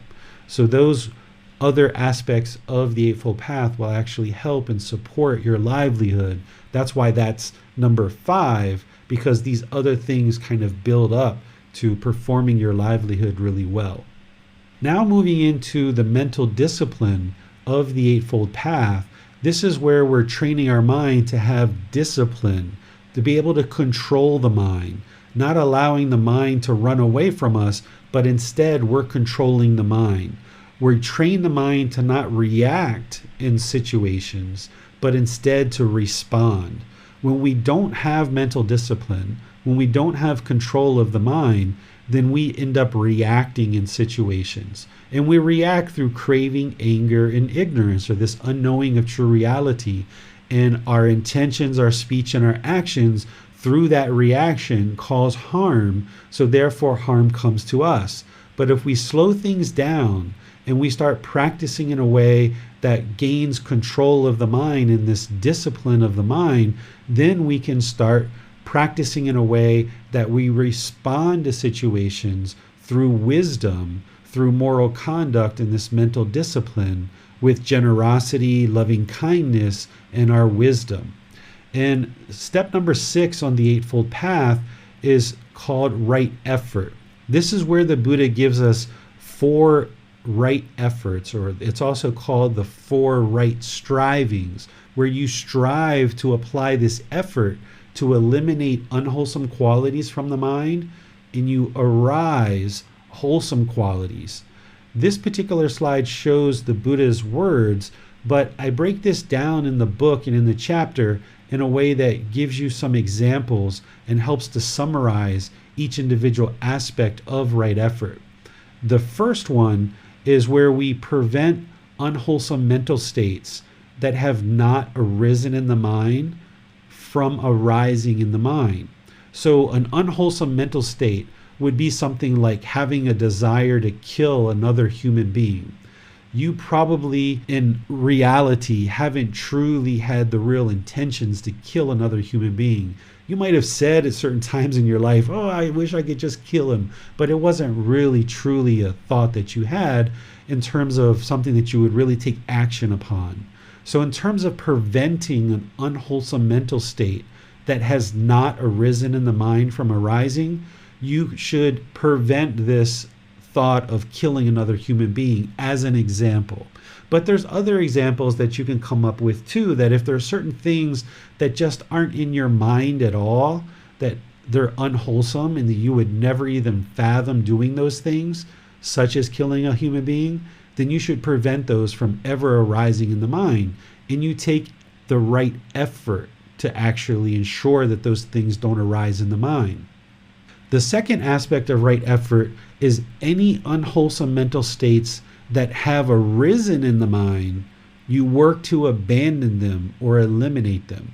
So if you have a certain partner that you're in a relationship with, and there's a loyal, committed, faithful relationship there, and you know that that's important in order to maintain your healthy relationship. If you have a craving for sexual contact with somebody else outside of this relationship, you know that that's going to produce unwholesome results. But if that unwholesome mental state arises in the mind, the Buddha shares that you should take the effort to eliminate that and abandon that from the mind. That craving for sexual contact outside of an existing relationship is going to cause harm in your existing relationship. So where you observe that arises in the mind, abandon it, cut it off, let it go. Or any kind of anger, frustration, or irritation, or any of these other discontent feelings that arise in the mind. Wherever you observe discontentedness arise in the mind, this second aspect of right effort is to abandon that. So when you see conditioned pleasant feelings, or these painful feelings, or these feelings that are neither painful nor pleasant arising in the mind, you should cut those off and let them go. That would be abandoning the unwholesome mental states that have arisen in the mind. And this will help you to eliminate all craving, desire, attachments. The third aspect of right effort is to produce any unarisen wholesome mental states to arise in the mind. So if there's certain qualities of mind that you learn as part of this path that are wholesome mental states, and you observe that those mental states are not things that are currently in the mind, the Buddha is saying take the effort to arise those wholesome mental states. So for example, as you learn that practicing generosity helps to antidote selfishness in the mind, and if you know that you're not a very generous person and you tend to not share and you don't like to share and you tend to hold on to things very closely, and you observe this about the mind, then what the Buddha is saying is take the right effort to arise generosity, bring that into the mind, and ensure that you're producing this wholesome mental state that is currently unarisen in your mind. Apply the effort to arise this generosity in the mind, for example, or something like compassion, the concern for the misfortune of others. This might be something that is not currently in the mind. And as you observe that that's not in the mind, that you apply the effort to arise this in the mind, because this is a wholesome mental state. But there's many other wholesome mental states, and there's many other unwholesome mental states as well. These are just examples that I gave in the book, and I explained these in a lot of detail for you. The fourth aspect of right effort, the Buddha talks about any wholesome mental states that are currently in the mind. You should maintain those. You should not allow them to fade away. You should work to increase them and grow them in the mind. So if you know that you have loving kindness, for example, this genuine interest in seeing others be well, then you should work to maintain that, increase that, expand that, help it to grow in the mind so that you're practicing loving kindness with more and more and more people in the world. Or something like sympathetic joy, which is having joy for others' success even if you didn't contribute to it. Sympathetic joy antidotes jealousy. So if you notice that you do have sympathetic joy, that when Barbara gets an award at work, you feel joy for her, even though you didn't get the award and you thought maybe you would have gotten the award. When Barbara gets the award, you feel great for her. Or if you were looking to get a promotion and you applied to get this new job and other colleagues applied for the same job as well, and you didn't get that job, but maybe Bob or John or somebody else did, you feel joy for Bob and John that they got the job, even though you didn't get it. This is sympathetic joy. And if you're observing that in the mind, that you have that quality, then the Buddha is saying take the effort to maintain that, to ensure that it doesn't fade away. Work to increase the growth in the mind of this sympathetic joy. But we can also take generosity and put it here too. So these are just examples. If you notice that you're a generous person and you tend to share with a lot of people and you aren't selfish, then the Buddha is saying maintain that. Don't allow it to fade away. Increase its growth in the mind. Or if you have compassion, then practice that wholesome quality. So there's going to be multiple unwholesome qualities that you're going to learn as part of this path. And there's going to be multiple wholesome qualities that you're going to learn as part of this path. And what the Buddha is saying as part of right effort is take the effort to purify the mind, eliminate the unwholesome, and arise the wholesome, and ensure you support that, encourage it, and don't allow it to fade. This is what right effort is all about, and it takes real effort to do this. It's not going to just happen by itself. You need to actually apply effort and energy for that to occur. Then the seventh step of the Eightfold Path is right mindfulness. A simple way to think about mindfulness is awareness of mind. But here in the words of the Buddha, he breaks it down very specifically. And he talks about body as body, feelings as feelings, mind as mind, and mental objects as mental objects. What he's actually talking about here is what we call the 4 foundations of mindfulness. You're going to need to develop the 4 foundations of mindfulness in order to fully practice right mindfulness. When you're first starting out on this path, if you're working on right intention and you're working on right speech and you're working on right action and you're really having to put a lot of work there, where your moral conduct is where you should really start cleaning that up most closely, you can think of right mindfulness as just awareness of mind and just leave it at that for now. That's a really simple way to think about mindfulness, is awareness of mind. While you're working on your moral conduct and you're working on some other things, you can just think of this mindfulness as awareness of mind. But be aware that the word mindfulness is used in modern culture and in modern conversations in ways that wasn't intended by the Buddha in the way that he uses it. What you'll hear a lot of people using the word mindfulness is they'll use it as careful. So they might hand you a cup of water and they might say, here, make sure you carry that mindfully. What they're really saying is carry it carefully, right? Or here's a pin, please be mindful of my pin. What they're really saying is be careful that you don't break my pin, right? So no matter how other people think about mindfulness, be sure that you understand what mindfulness is, which is awareness of mind. Because this entire path to enlightenment, we're purifying the mind. We're clearing out this unwholesomeness. We're arising the wholesome. We're becoming this better human being. And in order to purify the mind, you need to have awareness of the mind. So you can practice right mindfulness as just awareness of mind to get started on this path. But then as you progress further on this path, you're going to get into what's called the 4 foundations of mindfulness, where you start understanding that the arising of discontentedness actually occurs through these kind of 4 phases. And having mindfulness of these 4 phases as discontentedness arises will actually help you eliminate discontentedness from the mind. It will actually help you refine your right effort and eliminate the unwholesome and arise the wholesome if you understand the 4 foundations of mindfulness and you practice them very, very closely. This is being aware of the bodily sensations that occur. So prior to the mind experiencing the feeling of anger or frustration, or even happiness and excitement, or boredom or loneliness, there's going to be some bodily sensation that occurs prior to those feelings coming into the mind. And if you can develop awareness of mind and awareness of these bodily sensations prior to anger arising, you can cut it off at the bodily sensations. And this saves you a whole multitude of pain.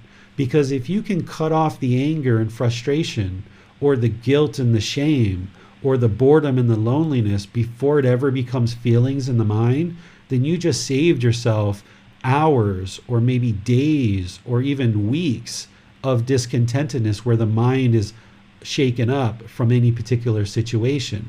So as you develop awareness of mind, what you should start looking to also be observant of is as pleasant feelings, painful feelings, and feelings that are neither painful nor pleasant arise, it's going to be preceded by these bodily sensations. And when you can observe that with awareness of mind, then from there, you can cut off and let go of these arising discontent feelings. Because if you're doing meditation and you're getting the mind more and more capable of letting go and coming back to the breath, then when you experience these bodily sensations and you become aware of that in the mind, you can cut it off there.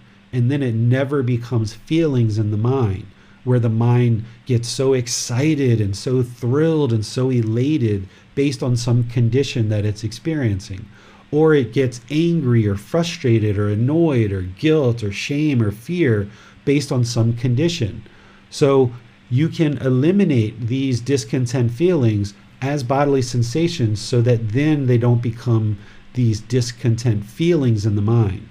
But if you miss it at the bodily sensations and you observe it as feelings in the mind, you can also cut it off there and let it go as you train your mind more and more with meditation. If you don't catch it as feelings in the mind, then it's going to affect the condition of the mind for multiple hours or multiple days or maybe a week or so.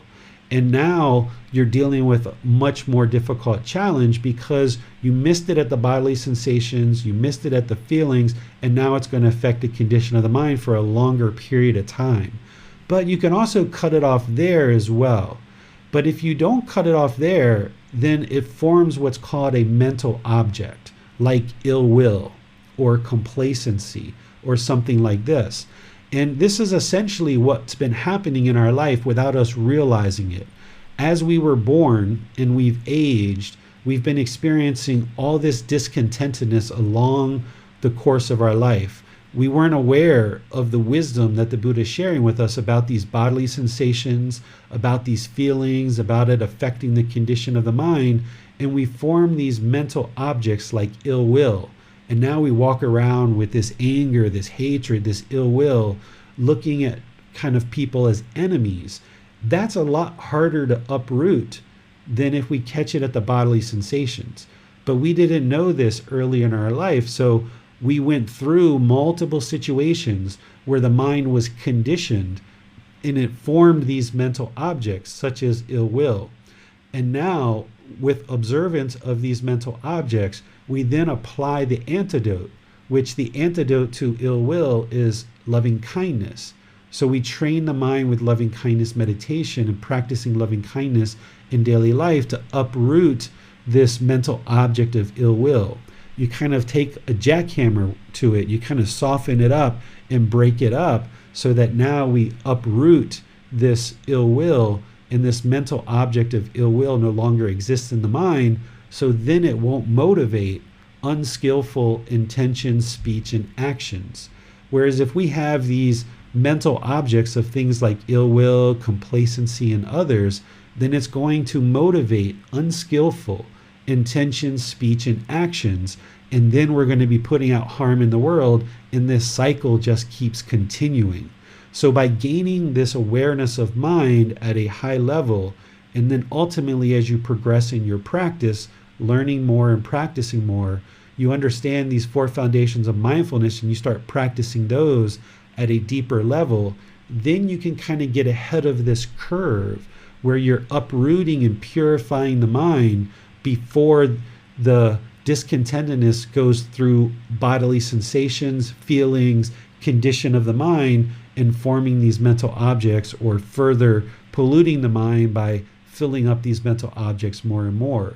So we purify the mind through having awareness of the mind, and through developing these 4 foundations of mindfulness, we can uproot all of this stuff and purify it. But we can only do that if we develop mindfulness. So breathing mindfulness meditation is helping us to do that in meditation, but then we practice mindfulness all day long.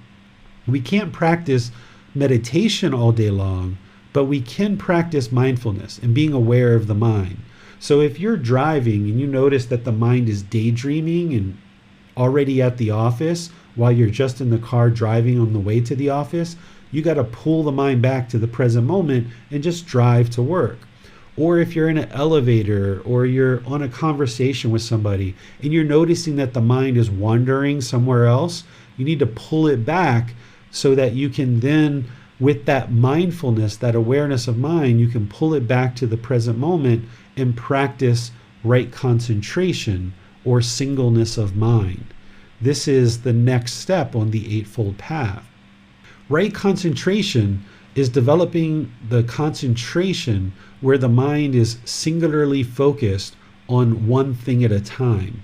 We do this through meditation, and then we also practice it in daily life. In the words of the Buddha, he's actually describing, as part of the Eightfold Path, the results of right concentration. And effectively what right concentration is it's practicing meditation and it's practicing singleness of mind throughout your day. But in the Eightfold Path, he's talking about the jhanas. The jhanas are the byproduct or the result of practicing the entire Eightfold Path. That as you put together the Eightfold Path and you practice it closer and closer, you'll observe that the mind will move into these jhanas, which are 4 preliminary phases that the mind goes through prior to reaching the first stage of enlightenment.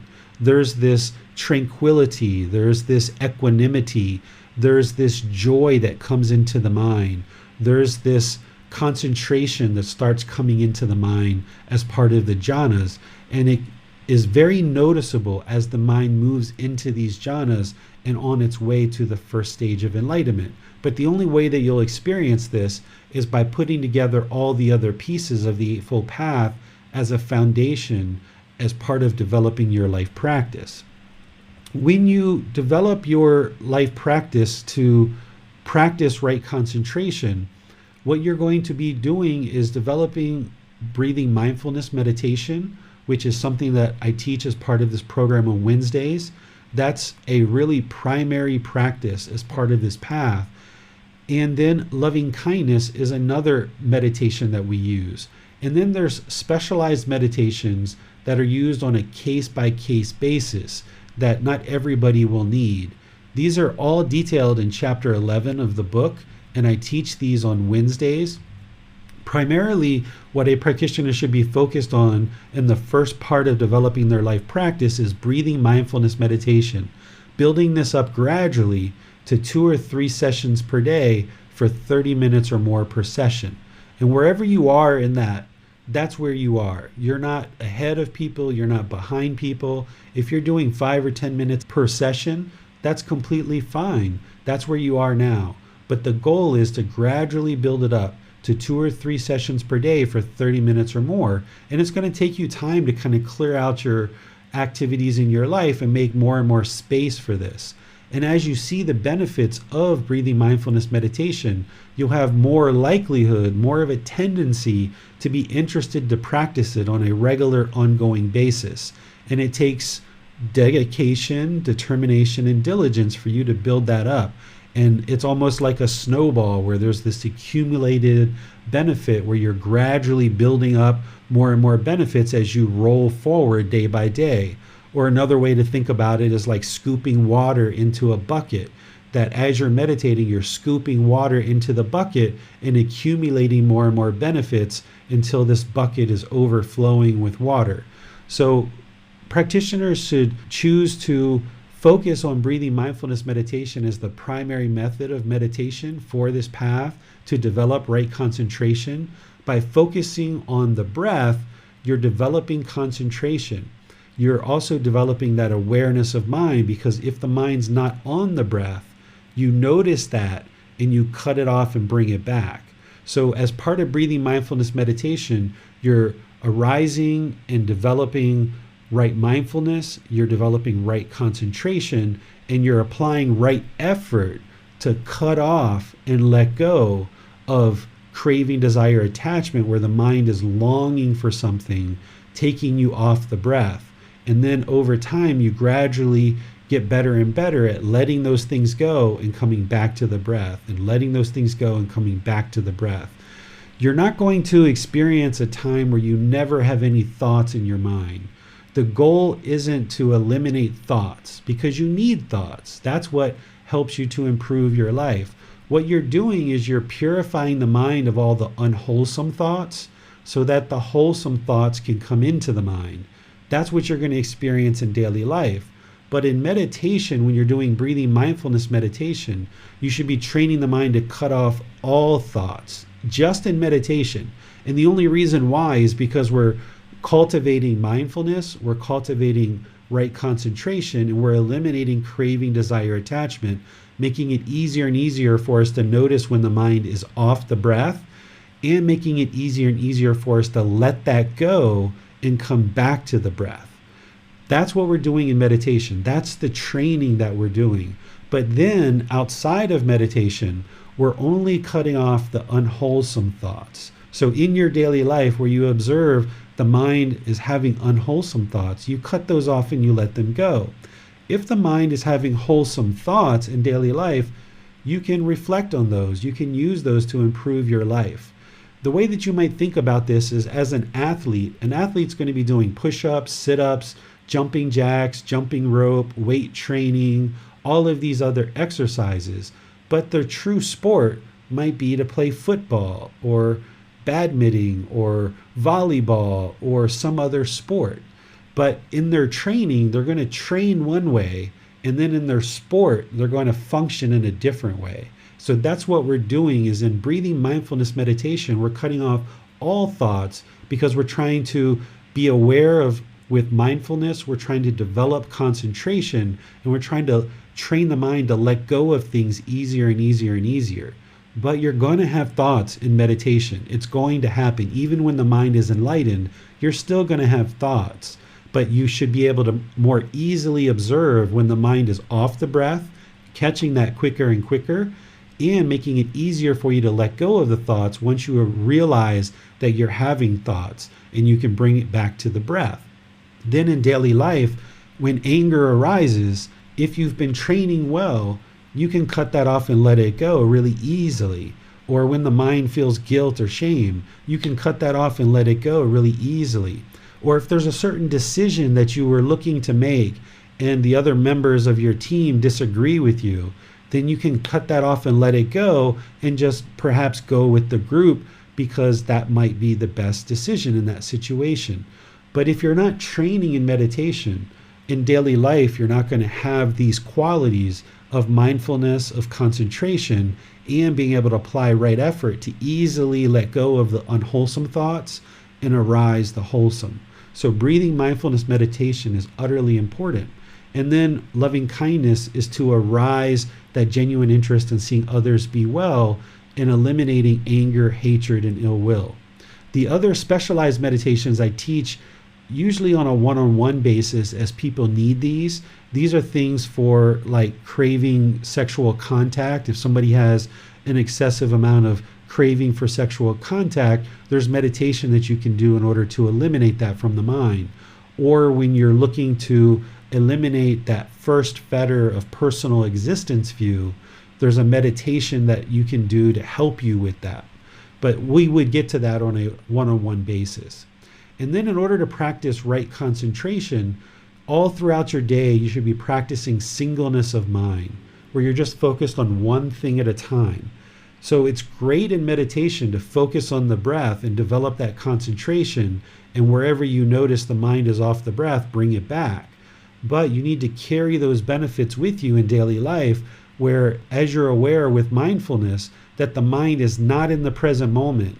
You're having a conversation with a friend and your mind goes to something from the past or something to the future.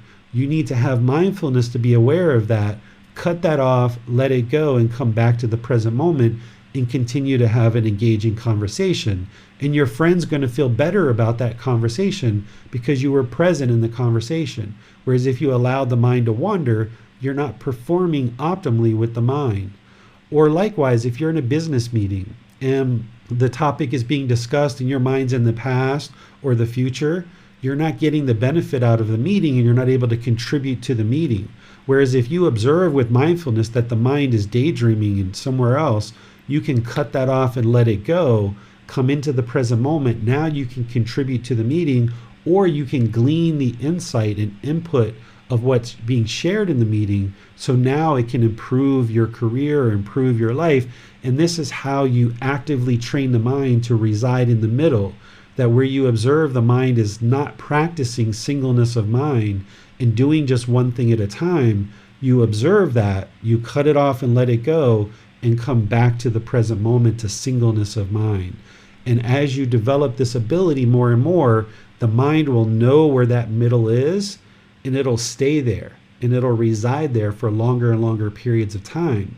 But it's a gradual training, gradual practice, and gradual progress that you're going to see this occur.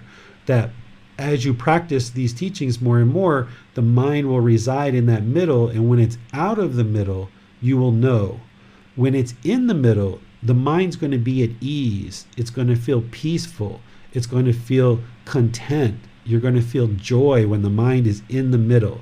And when the mind is out of that middle, it's not going to have those same feelings. It's going to feel stressed. It's going to feel irritated. It's going to feel discontent.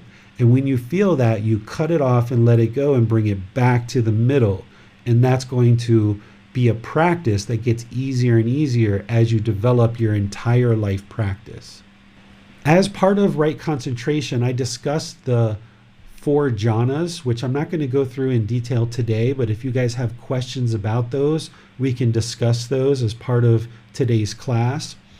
And then summarizing mental discipline, this aspect of the Eightfold Path that is right effort, right mindfulness, and right concentration.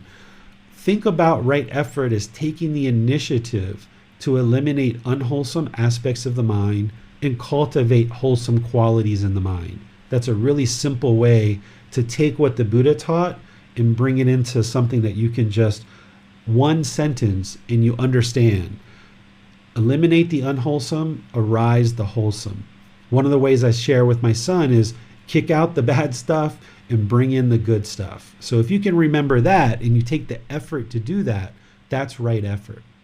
Right mindfulness is having awareness of the mind through those 4 foundations of mindfulness, which you'll need to develop as you go further, but you might be working on your moral conduct first, and that would be a wise way to progress, because that's what the Buddha suggested, is that we focus on our moral conduct first.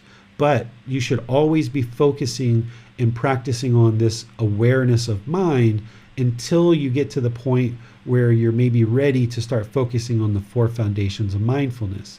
And then right concentration is the byproduct of putting together all the other aspects of this path, but more specifically, it's practicing meditation and developing singleness of mind to the point where the mind starts experiencing these jhanas.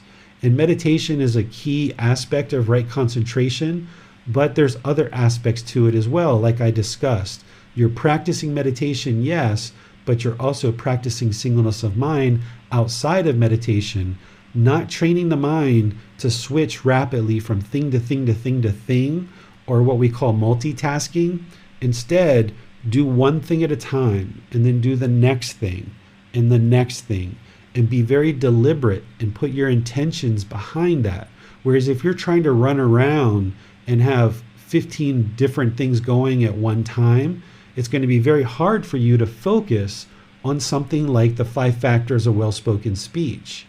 Because you need to purify your speech, your actions, and your livelihood, and also have those right intentions, if you're trying to do 3, 4, 5, 6, 8, 10, 15 different things at one time, not practicing singleness of mind, then you're going to find it really hard to make wise decisions with wholesome results because you're rapidly switching from task to task to task.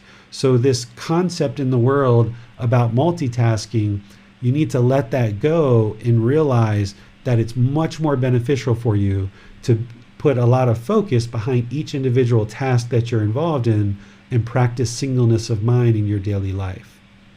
So let me see what questions you guys have here about this mental discipline of right effort, right mindfulness, and right concentration. Let's start off with a question from Nick.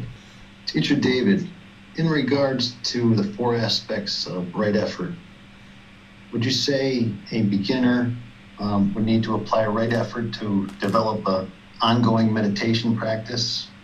And is that something that you would recommend? Yes, that's part of right effort, because in order to start meditating, we have to eliminate the unwholesome quality of complacency, and we have to arise this wholesome quality of practicing concentration or right concentration. So that's part of the right effort. That's why all of this is right there in that same grouping of mental discipline. So every beginning practitioner, as you embark on this journey, you're going to need to develop your meditation practice, and that's part of that right effort. Thank you, sir. You're welcome. I also had a question related to right effort, and particularly the first element of preventing unwholesome mental states that have not arisen from arising. That seems to me to be a challenging one because we may not be aware of it if it hasn't arisen. And is that what right mindfulness is all about, however? Yes, that's part of right mindfulness. But let me give you an example, James. Say like you've never thought about having a relationship outside of your current relationship with your wife. And let's say you're out with a bunch of friends and someone's like, hey guys, let's go over here and do this, so forth and so on. And it involves flirting with other women or trying to entice women to go out. You've never thought about that. That's not something that you would even fathom. And you just know, like, all right, guys, I'll see you later. Have a good time, or whatever you choose to do. However you skillfully practice to not go forward with that, that would be something that that you don't do, and you would prevent that from ever arising in the mind. So there are certain things like that you're not currently doing and you haven't thought about doing, but if you were ever confronted with it, you just know, like, that's not something I'm going to get involved in at all. So to some degree, it's a matter of having discretion, you'd say? All of these teachings of the Buddha are built on what we call discernment, wise decision making. With wise decision making, we learn all these teachings and this wisdom, and then we use wise decisions in order to practice them skillfully. I also noticed with right intention, there was an element of renunciation and non-ill will. And of course, those are very related to breathing mindfulness meditation and loving kindness meditation. So I was wondering, what relationship is there between right intention and meditation? Does meditation provide right intention, or does it come before meditation essentially? All of these aspects of the path are really working together as a comprehensive, cohesive life practice to move the mind in the direction of enlightenment. And there's a lot of things that you could connect one to the other, but if you look at them as individuals, steps, that can be really helpful, so that you make sure you're penetrating each individual step and the wisdom that's there, and you're developing your practice of each individual step in detail and purifying each individual step.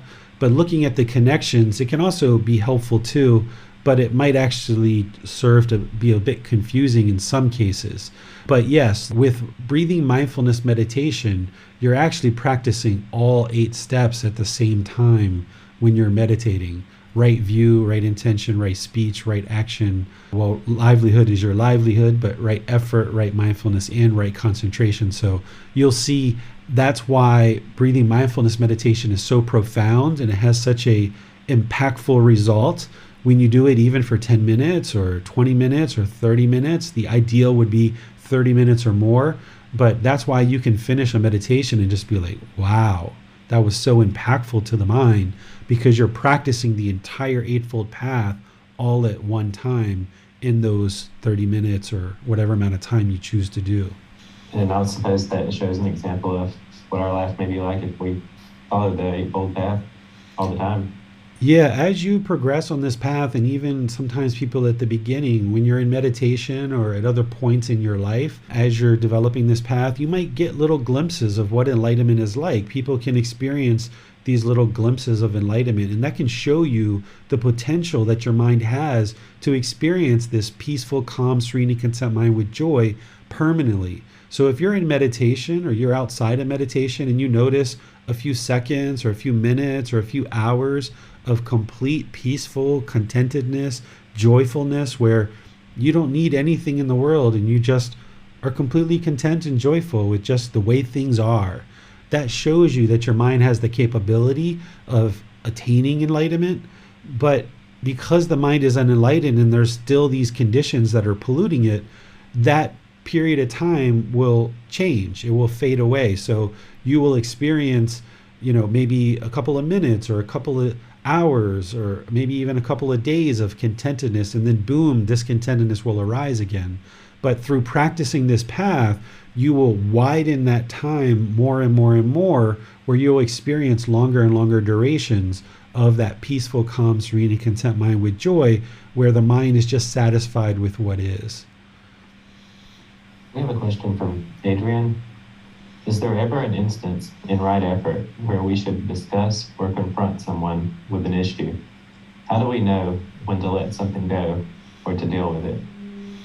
This is a case-by-case basis. There's going to be situations where you need to talk to people and you need to help people see, especially if you're like a boss or a parent or something like this, where you need to help people observe certain things that are problematic and that need to be improved. But when you do so, you should also always do so with these 8 steps, with having right view and realizing that any discontentedness that arises in your mind is as a result of your own craving, desire, attachment. So if you're thinking to confront somebody because they made you angry, that's not right view. They didn't make you angry, right? If somebody was yelling and screaming and harsh at you, okay, maybe they shouldn't have been doing that. But your mind got angry because it was craving for everybody to talk polite to you. So with right view, we're not necessarily talking about what's right or wrong. We're talking about what caused the mind to be discontent. It's that craving for permanence. So if you're going to confront somebody or talk to somebody about any particular issue that's in the household or at work or what have you, it's important that you really reflect on what it is that you're truly planning to talk with this person about, and make sure that you're not going to talk to somebody about something that you're actually causing yourself. Where there's going to be situations where maybe you're working in a team and one person's work product leads to your work product, and you need them to be able to improve the delivery of what they're doing. And if you do that with right intention, right speech, right action, and all the other aspects of this path, it will result in beneficial results for you. So just be sure that you deeply investigate and reflect on what it is that you're planning to talk to somebody about, and make sure that it's not something that your mind is causing itself, because then you're going to be talking with somebody about changing their behavior in order for you to not have anger, but that's not what the real problem is. And that's what we're used to doing in the past when we're off this path. But once you have this wisdom and you can reflect, you can then be sure that you're talking to people about things that are truly meaningful and that really are part of things that they need to improve in order to perhaps improve your work product or the functioning of the household or something like that.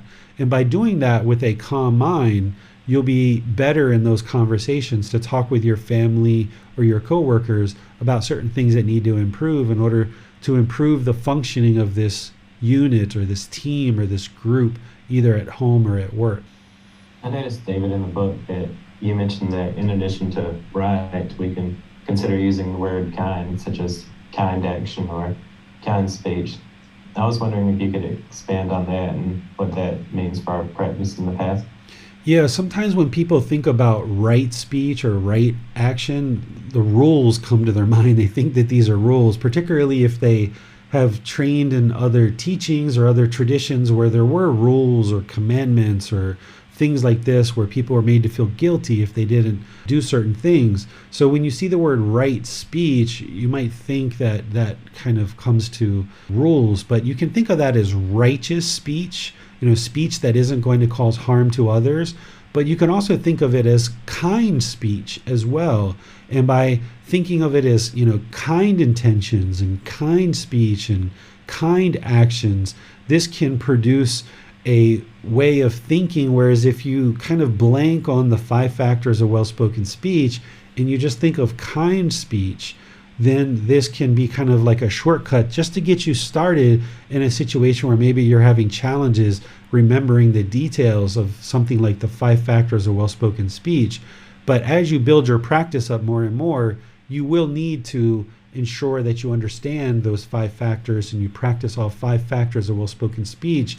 But there's these kind of like shortcuts that I share in the book as a way in case you're conflicted or maybe your mind is uncalm or you're not quite sure what to do. Your mind can kind of just think, oh, kind speech. Okay, let me do that. I know what that is. And then this will help you to practice in times where maybe you're feeling a bit pressured and you can't really think about the 5 factors. But as you progress more and more and you practice those 5 factors, you won't even have to think about them because they'll be so ingrained in the mind that you'll just always be practicing it all the time. Thank you, David. Those are all the questions we have. All right. So just to kind of give you guys an overview of what to really focus on at the real beginning of this program, because I'm going to be going from today on and I'm going to be sharing additional chapters in this book. This book has 24 chapters and then there's some additional content at the end of the book. But right here, this particular slide really shows you what to focus on right here at the beginning of your practice. So if you screenshotted this or if you wrote this down, even though we're going to be talking about things like eliminating fears and we're going to be talking about the consciousness evolving from animal to human, we're going to be talking about all different kinds of topics as it relates to the path to enlightenment and the Buddha's teachings. It can be quite a lot as you progress in this 7-month program. But in terms of what you should be developing moment by moment and day by day is looking at the 3 universal truths and really deeply learning, reflecting, and practicing those, as well as the 4 noble truths, the Eightfold Path, the 5 precepts, which we're going to be talking about in 2 weeks, developing your meditation practice, which we do on Wednesdays, and we're also going to be talking about in chapter 11. And then as you're developing all of that, the mind is going to move into the jhanas over a certain period of time. Everybody's a bit different, but if you develop this practice really well, you should observe that the mind moves into the jhanas. And then from there, that's where you would focus on the 10 fetters. So even though there's a lot of content in this book and in this program, if you can focus on just these things, this is what a beginning practitioner would really focus on and really refine this. So as you learn these talks in the live classes or on the podcast, these are podcasts, these are classes, these are chapters that you probably would be interested to read more than one time at the beginning, that you would like to really refine, that you would maybe ask questions about, that you would maybe schedule personal guidance sessions to ensure that you're really clear on these topics. These are the ones to really focus on as you get started on this path. And then even though we're going to be covering additional topics as we go forward in this program, you can participate in those and you can continue to learn those, but just know that these are the real core teachings that you would like to focus on. And it's common for people to go through this group learning program and then take it a second time or a third time or more to really soak these teachings in more and more, because each time that you participate in one of these talks or you read a chapter more than one time, you're going to be soaking the teachings in more and more and then be able to build up your practice more and more. And always remember to never ever give up, because the other option here is to go back to being angry and frustrated, irritated, annoyed, and just always being discontent at different times in your life, where this is the escape. This is the way to get away from discontentedness. If you've always wondered why the mind is angry, or how to get to a peaceful existence, how to have better relationships with personal relationships and professional relationships, the Buddhist teachings are going to share that with you. Not as rules, not as commandments, but as a better way of life. And you'll be able to see the truth for yourself, because as you independently observe the truth in the teachings and acquire this wisdom, the condition of the mind will be gradually improving, and you'll see that improvement, so you'll know that you're on the right path. The overall Eightfold Path can really be summarized in this particular version of what I did for each individual section. I covered wisdom, moral conduct, and mental discipline, and I summarized each one of those at the end. Well, this particular slide summarizes the whole thing as kind of like a little cheat sheet to help you observe the Eightfold Path from kind of a high level.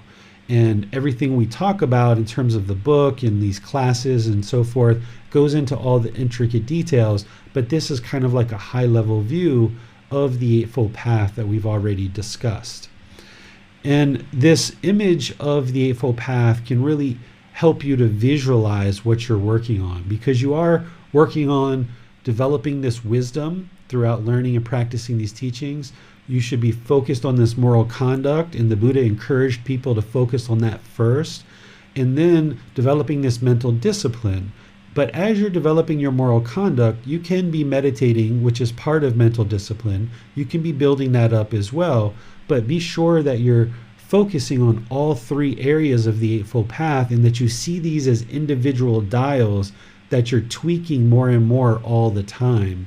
And you're not practicing one, mastering that, and moving on to the next one. You're actually practicing all of this at the same time. But if you'd like to really refine it and focus on just one core set of teachings, it would be those ones that I shared previously, and specifically the moral conduct. That's what the Buddha suggests. So let me see if there's any remaining questions as it relates to the Eightfold Path. We have one question that just came in from T. Right concentration is so hard to do, especially when life with a baby is super busy and lots of things to notice. So how can we do this when taking care of a baby? All of these teachings are going to be a challenge for you, T, especially when you're just starting out. It's not easy, but it's not difficult either. So what you do is you start at the beginning, and you just gradually work your way towards practicing it more and more.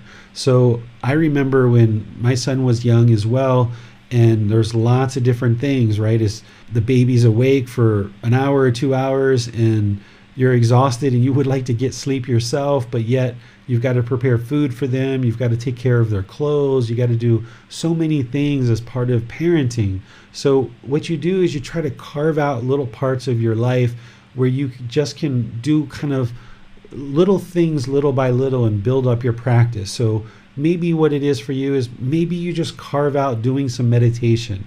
And that's just one thing that you start doing, is just practicing meditation and trying to just even get 5 or 10 minutes a day that where you just focus on that and just doing meditation. And then you do that for several weeks, and you start noticing that the mind becomes a bit more peaceful, and you're handling the situations in your life a bit better, and you start carving out more and more time for yourself. So you got to do this very little and increment it little by little. And as you go, think of the Buddhist teachings as a ceiling. Of what I just shared is like the ceiling. That's what an enlightened being would be practicing. But you're somewhere below that, and you're gradually working up towards it. And as you do, it's going to be a little bit of a rocky road sometimes, but you gradually work up towards the ideal, and just carve out parts of your life to dedicate to learning and practicing these teachings as you are on Sundays, joining these classes, and sometimes on Wednesdays, and then gradually implement little pieces from this program into your life little by little as you go throughout your days. Thank you, David. Those are all the questions we have for today. All right. Well, I'll thank you all for joining for this class. And, after covering the Eightfold Path in 3 individual classes in a lot of depth, this class can feel like, wow, you covered a lot in such a short period of time. And that's because the Eightfold Path is so comprehensive and so detailed. And that's why I actually cover it at the beginning in 3 separate classes. This is meant to be more of an overview and kind of a refresh and a reminder of what we've already talked about, because hearing this more than one time is really important to help you develop your life practice. So feel free to reach out and get help with any of this that we're discussing in this entire group learning program, particularly the Eightfold Path, because you're going to need to learn this backwards and forwards, right, left, like the back of your hand. And that's why I offer these personal guidance sessions. That's why you can post in the Facebook group. That's why you can send me private messages. You can ask questions on Wednesdays and on Sundays as well, where we can ensure that you have time to ask the questions that arise in the mind. So feel free to reach out. That's the only way that you're going to get clarity on any of these particular topics. Next week is a smaller chapter. It's chapter 6. It's called The Middle Way.